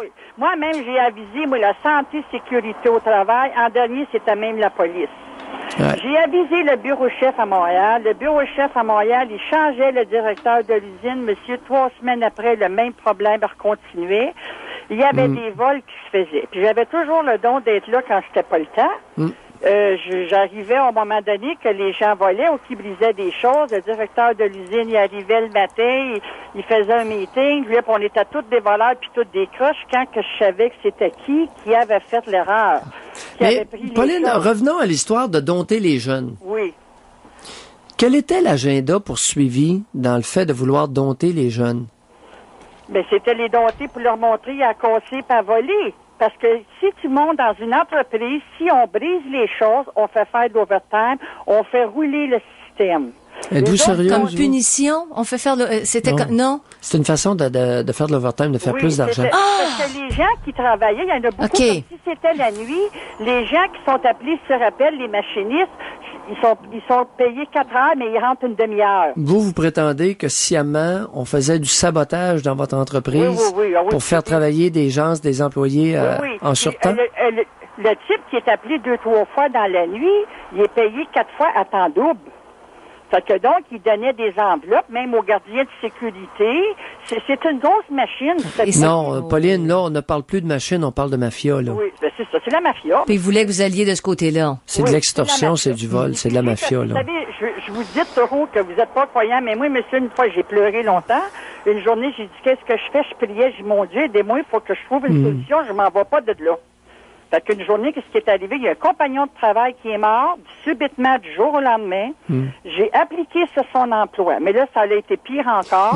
Vous savez, d'aucuns pourraient vous qualifier de vieille paranoïaque. Oh oui, je sais. Mais je dois vous avouer qu'effectivement, à certains endroits, il y a des entreprises qui fonctionnent avec des règles mafieuses. C'est très malsain, monsieur. Ouais. Ça se peut pas, puis c'est généralisé, hein. Et puis là, après ça... C'est-à-dire généralisé dans cette entreprise-là où vous avez œuvré, là. Ça, c'est génial. Il y avait une compagnie à côté de moi. Oui. Ça a été acheté par une grosse compagnie de papier, mais eux autres, ils n'ont pas toléré ça. Ils ont donné 3 mois aux employés, puis ils ont dit, vous changez votre façon d'être ou on ferme, puis les gens, ils n'ont pas évolué, ils n'ont pas écouté. 3 mois après, la compagnie est arrivée en hélicoptère dans le cours. Non, il y a des, écoutez, ça a fermé. Il y a des chantiers de construction qui ont opéré selon des règles mafieuses, c'est pas nouveau. Puis, fait que moi, les gens, plusieurs commissions, ils savaient que j'étais une personne qui était serviable. D'ailleurs, Pauline, si on refaisait l'histoire des relations de travail lors de la construction du stade olympique. Mais oui, monsieur. Ouais. Il y avait eu des enquêtes. Si on refaisait en détail, bien fouillé, l'historique des relations de travail lors de la construction du stade olympique, on serait peut-être gêné. Oui. Bye, Pauline. Ça coûte cher, monsieur, fait que c'est pas pour rien. Bye, Pauline. Le scandale des commandites n'est pas une première dans l'histoire du Canada. Non, monsieur, puis ça va continuer encore. Ça va s'assir un bout. Tant qu'il y a de l'homme, il y a de l'hommerie. Hein? Yes, madame. Bye, Pauline. Merci beaucoup de votre appel. Mais une femme comme Pauline, Pierre, qui tient tête pendant 3 ans à dépression, ou t'embarques pas dans notre clan, tu vas en être exclu. Il faut avoir les reins forts. Ah, c'est pas elle avait une force. Mais parce que quoi? Elle a pas voulu être victime. Il fallait qu'elle ait des forces. Parce qu'il y en a qui s'effondrent. Puis c'est pour ça les fameux livres sur le harcèlement et sur comment se défaire des manipulateurs ou survivre aux manipulateurs. Elle l'avait instinctivement, là. Oui. Et la mesure qu'on avait prise contre elle est une mesure efficace. Mais... C'est une mesure qui est malsaine, qui est quasi criminelle, mais c'est très efficace. Et ça se fait. Alors le fait d'isoler quelqu'un, de ne plus lui parler, de ne plus lui passer l'information que cette personne-là doit recevoir. Voilà. Il y a toutes sortes de mesures qui c'est ça. Il y a des guerres larvées qui se mènent dans des milieux de travail. Comment est-ce qu'elle appelait ça, l'autre psychiatre, Mme Irigoyenne, qu'est-ce qu'elle disait? Refus de communication. Oui, c'est ça, tu bloques, tu bousilles la communication. Donc, l'information... Dans les relations conjugales, on appelle ça le boudage. Ouais. Et écoute, quand j'entends, moi, des individus qui me disent que ils peuvent se bouder pendant 2 mois. 2 mois sans s'adresser la parole. Comment tu dénoues ça, des affaires comme ça? C'est de méchanceté. C'est de la cruauté. C'est carrément de la cruauté. Ah oui.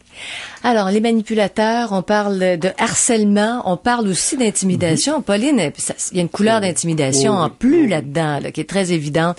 Alors, c'est notre sujet, 790-0224, 1-800-667-5241.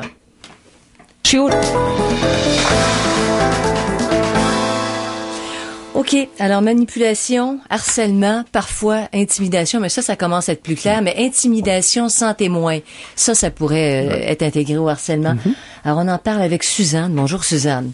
Bonjour, c'est moi qui étais tantôt avec vous en ondes. Repêchage, Suzanne. Oui, OK. C'est parce que je travaille d'une main, puis de l'autre main, j'ai le téléphone, et puis c'est ça. OK, donc une belle femme que tous les hommes convoitaient, qui était contractuelle et qui désirait avoir une permanence, puis on jouait avec la permanence. C'était pas clair, là. Non, c'était vraiment dans le fond, comme je disais tantôt, je faisais mon travail, je faisais bien mon travail. Mais je crois que ce plaisait pas à mon patron, c'est que je ne répondais pas à, disons, à ses attitudes charmeuses où il aurait probablement aimé que je m'approche de lui et que je réponde à ce qu'il attendait. Et il aurait aimé, vous avez eu l'impression qu'il aurait aimé un flirt? Oui, et pas seulement lui. Et moi, ça ne m'intéressait pas, mais pas du tout. Vous avez mentionné que dans cette période-là, vous étiez fatigué et tanné. Ça m'a un peu interpellé. Oui.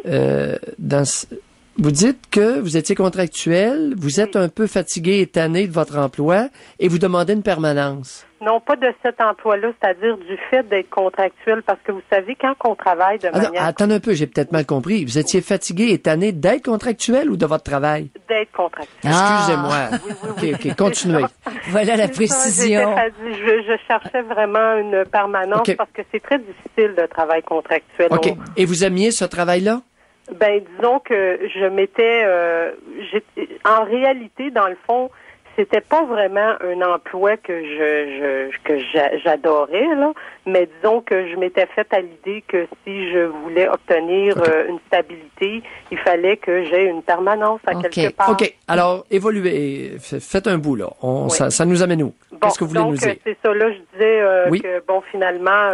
je m'informais pour savoir si là, quand est-ce que qu'on passerait à la seconde phase pour avoir une permanence, et je n'avais jamais de réponse claire. C'est ça. Et pourtant mon travail était fait correctement et la superviseure était satisfaite. Oui, tout était là. Qu'est-ce qui est arrivé rapidement? Bon, à un moment donné, j'ai affronté la bête. C'est-à-dire, un soir, je suis allée voir mon patron. Oui. Et je lui ai demandé si mon travail était fait correctement et si je pouvais obtenir une permanence. Oui. Et à ce moment-là, il me dit que mon travail n'était pas bien fait et qu'il était tout à fait faux et que je ne répondais pas à, disons, ce qu'il attendait. Donc, j'ai été très surprise. Oui. J'ai été vraiment, là, c'est comme si je tombais d'un 20e étage. Stomaqué. Oui, absolument. Et non mérité, parce que c'était non mérité. En tout cas. Non, c'était pas mérité du tout. Et c'est ça, par la suite, c'est ça, j'ai de fil en aiguille. Donc, c'est ça qu'il me dit. Il me dit, écoute, si tu veux rester autant que tu veux, tu peux, mais tu n'auras jamais une permanence ici. OK. Donc, là, j'ai retourné voir mon superviseur et je lui ai demandé, c'est-à-dire, je lui ai raconté l'affaire et je lui ai demandé pourquoi il agissait comme ça. Et par la suite, elle parlait avec lui. Elle est revenue me voir là-dessus. Elle m'a dit que c'était une question, elle l'a qualifiée d'humaine. Ah. Elle a comme qualifié ça. Moi, j'ai compris vite c'était quoi. Parce que lorsque je travaillais... Attends un peu. Qu'est-ce que vous voulez dire par là? Vous avez compris quoi? Moi, j'ai compris que c'était une question qui m'aimait pas la face. OK. Parce que j'avais pas répondu, si vous voulez, là, à ses attitudes charmeuses. Vous étiez une défaite pour lui. C'est pas ça que ça arrive, ces choses-là. Ça n'avait pas fonctionné. Oui. Et ça arrive, je vais vous dire, là, en tant que, maintenant, je travaille plus dans ce domaine-là, mais lorsque j'ai travaillé contractuellement, j'ai travaillé dans plusieurs entreprises parce que je travaillais sur une base temporaire. Et j'ai souvent vu ça. À chaque fois que je ne répondais pas à des attitudes charmeuses d'un homme, il changeait avec moi, il devenait méprisant. J'ai vu ça à plusieurs reprises, j'ai trouvé ça vraiment... C'est un gros problème, ça, Pierre, qu'on ne retrouve pas dans un milieu de femmes. Dénigrant aussi, dans le sens que de pas me donner une certaine crédibilité, de pas collaborer d'une façon aimable avec moi, un paquet de choses comme ça. Mais cette fois-là, ça a vraiment été un cas de manipulation, selon moi, là, flagrant, là, parce que on m'a fait poireauter pendant longtemps. Et à un moment donné, j'ai su le poteau rose parce que c'est moi qui me suis avancée puis d'aller voir la personne. Mais c'est un cul-de-sac, ça, des situations comme ça, Suzanne et Pierre, parce que si tu réponds aux avances, ça veut pas dire que ça va être favorable pour ta carrière. Non. Si tu réponds pas aux avances, on te met de côté. Ou on te met de la pression pour se débarrasser de toi parce que tu es associé à une défaite. C'est dur de sortir de ça. C'est une moyenne histoire, ça. Et on a un fait d'actualité tout récent. Le président de Boeing a été congédié parce qu'il a eu une relation intime avec une cadre supérieure. Oui, il est sorti de patente après, par exemple. C'est quoi? Qu'est-ce qui est sorti? Il y avait eu des mauvaises décisions. Il a été blâmé pour des mauvaises décisions qui ont eu de gros impacts sur la compagnie Boeing. Alors, ça a été plus que ça. Ça a été comme la pointe d'iceberg dans l'affaire, là. Parce qu'on pensait que c'était juste ça au début, mais c'est plus que ça. Mais moi, Janine et Dr Mailloux, j'ai toujours, durant cette période-là, ça a duré plusieurs années, là, mon travail sur base contractuelle, j'ai toujours évité de me retrouver seule dans un restaurant avec un de mes collègues ou de me trouver dans une situation qui pourrait porter soit à confusion pour le collègue lui-même ou soit pour Suzanne, parler d'autres vous amenez toute la problématique ou des situations qui peuvent devenir problématiques dans la mixité en milieu de travail. Qui est inévitable dans bien des domaines. Ouais. Il y a des problèmes inhérents à la mixité en milieu de travail. Ceux qui avaient vu ça comme une aventure Jojo et sans problème, là, vous aviez rêvé en couleur. Oh mon Dieu, c'est Mais vraiment... pourquoi vous m'avez prévenu en tout début je vous écoute parler et vous m'avez fait une espèce de mise en garde en tout début que j'ai...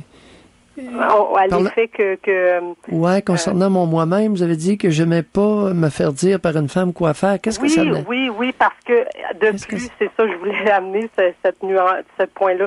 De plus, parmi les contremaîtres et également parce qu'on avait aussi des divisions ailleurs là, de l'entreprise, également un directeur qu'à un moment donné, j'ai dû rencontrer et aussi des contremaîtres pour leur dire qu'il y avait des choses qui fonctionnaient pas.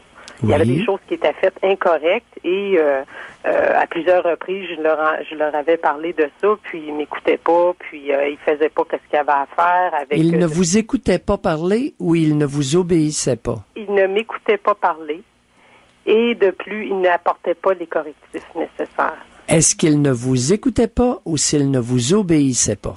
Non, ils ne m'écoutaient pas. Je ne voulais pas qu'ils m'obéissent. Je pense pas. Parce que vous venez de dire qu'ils n'apportaient pas les correctifs nécessaires que vous vouliez qu'ils apportent? Oui, je le souhaitais parce que ça avait un impact. C'est le mot obéir, ça. Oui.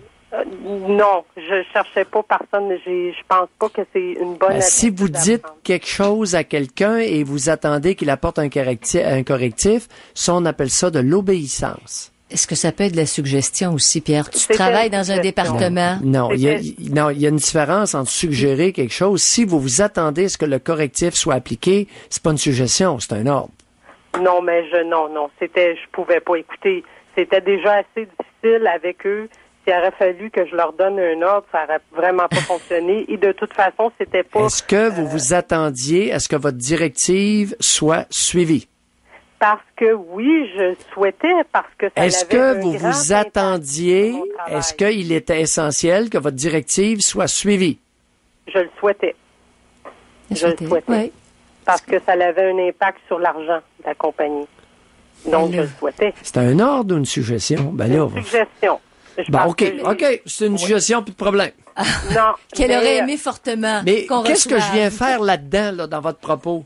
Parce qu'il y avait les hommes en général, que j'ai travaillé avec eux, il y avait, je parle de cet endroit-là et d'autres endroits, de toute façon, ils ont beaucoup, beaucoup de difficultés. Lorsqu'une femme apporte ou note qu'il y a une erreur à quelque part et que, par hasard, ils peuvent être impliqués dans cette erreur-là. Ils ont beaucoup, beaucoup, beaucoup de difficultés à prendre ça. Beaucoup, beaucoup, beaucoup. Et ils fuient, là, à toute vitesse. Ils vont sortir un paquet de raisons. Et si ces hommes-là se font pointer leur erreur par un homme, quelle est la différence? Ça va passer mieux. Alors, ça, je peux vous assurer. Bon. Parce que je l'ai déjà fait. Alors, il est où le problème? Ben, vous faites pas. Le problème, c'est que, en fait, selon moi, il n'est pas une question de femmes et d'hommes, c'est une question d'être une équipe qui travaille ensemble. Mais le problème est où? De quelle façon vous voulez dire le problème? C'est quoi le problème? Ben, le problème, c'est ce que je viens de vous dire, c'est qu'ils ont de la difficulté à lorsqu'une femme va noter quelque chose, et à ce moment-là, ils vont plutôt ne pas l'écouter, ils vont soit fuir en disant que... C'est ça. Alors, le problème est que beaucoup d'hommes ont de la difficulté à se faire dire quoi faire, quoi corriger par une femme. Ben, quoi faire, non, mais se faire suggérer peut-être des correctifs à apporter, oui. Mm-hmm. Ils ont beaucoup. Puis ça, je pense. Et encore plus, obéir à une femme. Oui, mais moi, c'était pas mon cas. OK, c'était pas votre cas. Mais quand tu travailles en équipe, c'est ça, t'es dans la même... Oui, mais qu'est-ce que je viens faire là-dedans, là? Non, c'est parce que vous avez dit à plusieurs reprises que vous n'accepteriez jamais qu'une femme, que ce soit votre patronne ou quoi que ce soit, là, quelque chose. C'est tout à fait vrai. Je l'ai dit et je l'ai répété et je le pense et je suis comme ça. C'est ça. J'espère être le seul comme ça, par exemple. Ah, ben, vous voyez, dans ce que je vous dis, vous n'êtes pas le seul. Suzanne, merci Suzanne, beaucoup. merci d'avoir rappelé. Bye. OK, bye.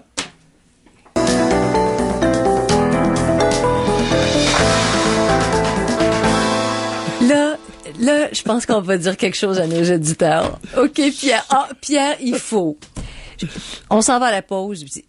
Pierre dit, je n'accepterai jamais d'ordre d'une femme. Non. Et moi, je dis à la pause, ni d'un homme, Pierre. Il était très honnête et ça a été non. Mais encore moins. Alors, il y a des caractères qui sont moins incapables. C'est ça. Tu sais, bon, de recevoir des ordres. Ouais, j'en reçois pas. Je pense que ça a été une personne qui écoute là, cet après-midi puis qui vous suit depuis quelque temps. Alors voilà, c'est ça. Alors, on continue. On va avec Marco. Bonjour Marco. Oui, bonjour. Bonjour Marco. Moi, je vous appelle. J'ai un sujet un petit peu spécial qui est rapport au vote aujourd'hui. J'ai une conjointe qui a 2 enfants. Oui. Son ex-mari à elle, c'est-à-dire le père biologique à ces 2 enfants-là. Oui.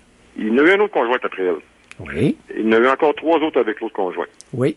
Et le problème, c'est celle-là le problème. C'est pas lui du tout. Lui, on n'a aucun problème avec le père. Oui. Et c'est plutôt elle. Nous autres, c'est-à-dire plutôt elle étant l'autre conjointe, la conjointe numéro 2 de cet homme-là. Exactement. OK. Depuis qu'elle a eu des enfants, elle s'en prend toujours à notre plus vieux, à nous autres. Ben oui. Puis là, il s'est rendu que, il y a à peu près 1 an et demi, je dirais peut-être un petit peu plus que et pas 1 an et demi, cet enfant-là, à ce moment-là, il avait à peu près 11 ans et demi, puis il a fait une dépression. Il s'est ramassé qui a doublé son secondaire 1. Oui. On lui a fait voir un psychologue à l'école, et il suit encore d'ailleurs. Puis là, et dernièrement, les enfants de ma conjointe et ceux de l'autre conjoint, ils se sont vus. Puis, ça a duré une fin de semaine en visite avec leur père, tout en même temps, toute la gang. Mm-hmm. Puis là, l'ex-conjointe, elle me suit parce qu'ils sont plus ensemble, là. L'autre avec les 3 enfants, là. La conjointe number 2 et maintenant ex. C'est ça, oui, c'est ça. OK, ils sont séparés. Exactement. Oui, puis depuis que ça s'est fait, son ex-conjointe numéro 2, elle a porté des accusations d'attouchement puis d'agression et sexuelle envers un de ses enfants avec notre plus vieux. Oui. Qui a quel âge maintenant? Il est rendu à 14 ans, là. Il y a 14? Elle veut continuer de le détruire. Là, moi, je commence à trouver, je commence à en avoir mon voyage de ça.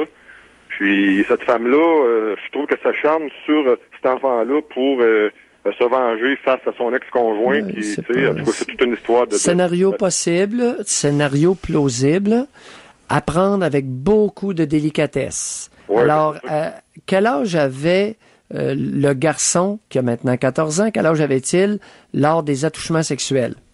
Ben là, supposément que c'est lui qui aurait fait ça à ses enfants à elle. Oui. Puis, il y a combien de temps? Ah, c'est à peu près 3 semaines, 1 mois. Il y a 3 semaines, 1 mois. Ouais, puis nous, et de notre côté, quand on a su ça, c'est sûr qu'on a fait une enquête là-dessus, là, tu sais, très approfondie, puis et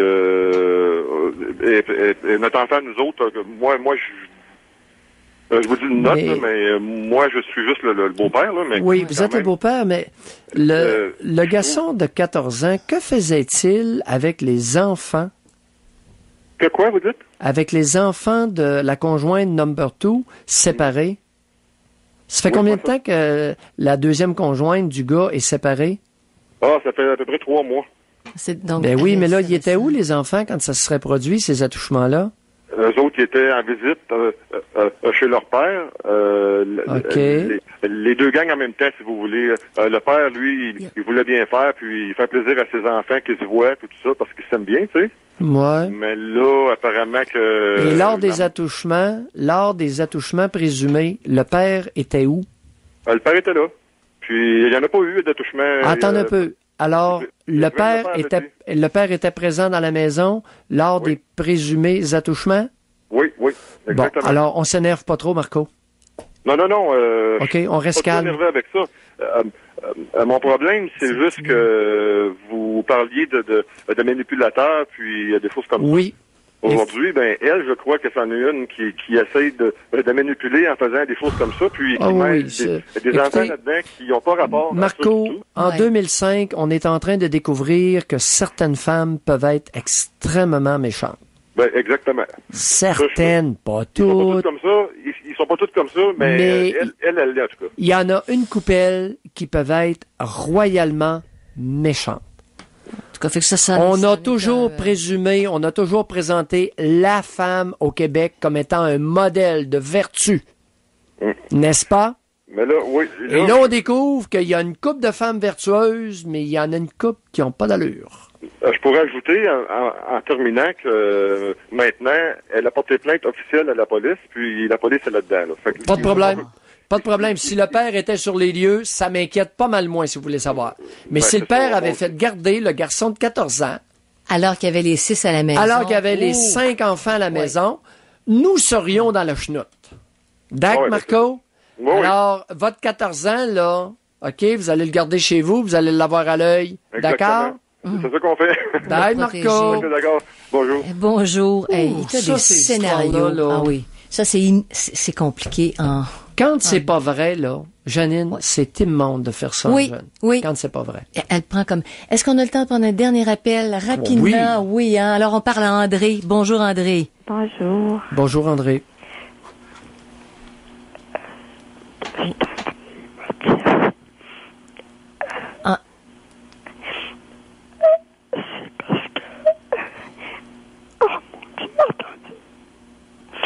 Prenez une grande respiration, André. Prenez une grande respiration. Oui. Puis essayez de nous dire ce que vous avez à nous dire. Est-ce que c'est possible d'harcèlement psychologique au travail?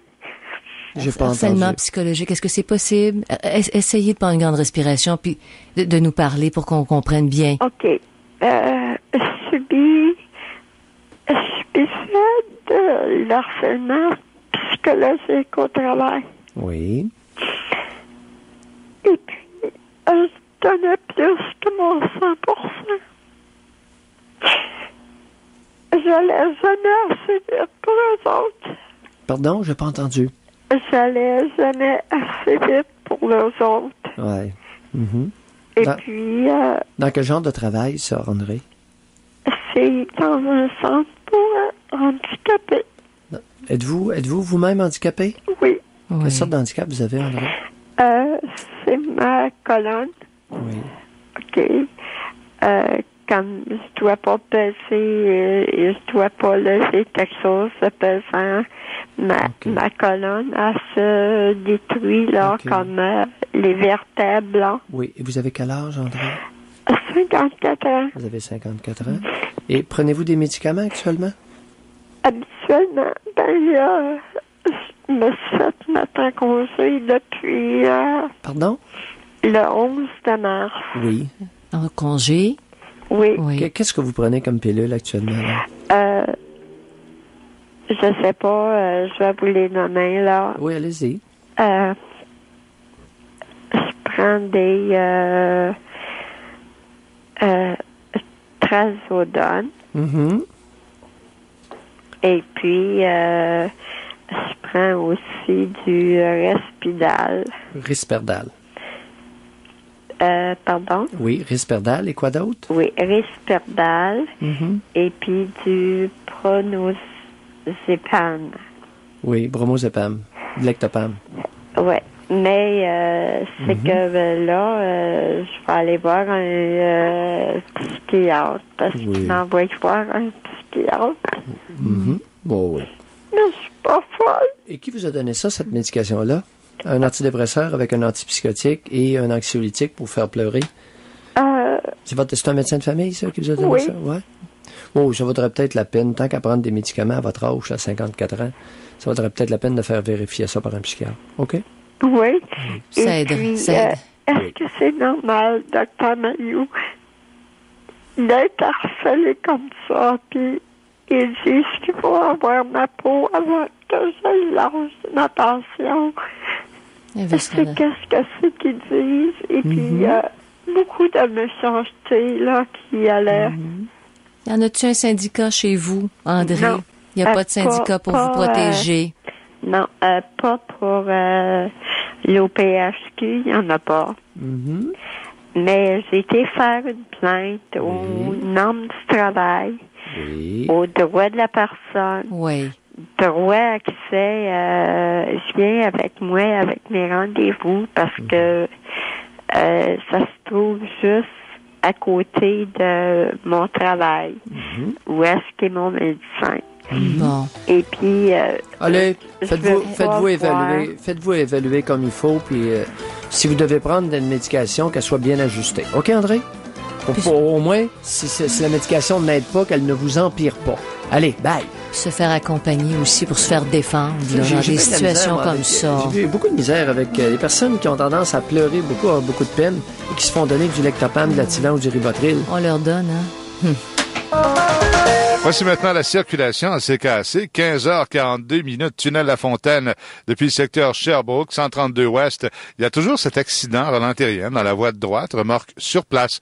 Jacques-Cartier-Victoria, ça va pour l'instant. Champlain, accident terminé sur le pont Mercier, depuis l'échangeur de Ville-Saint-Pierre.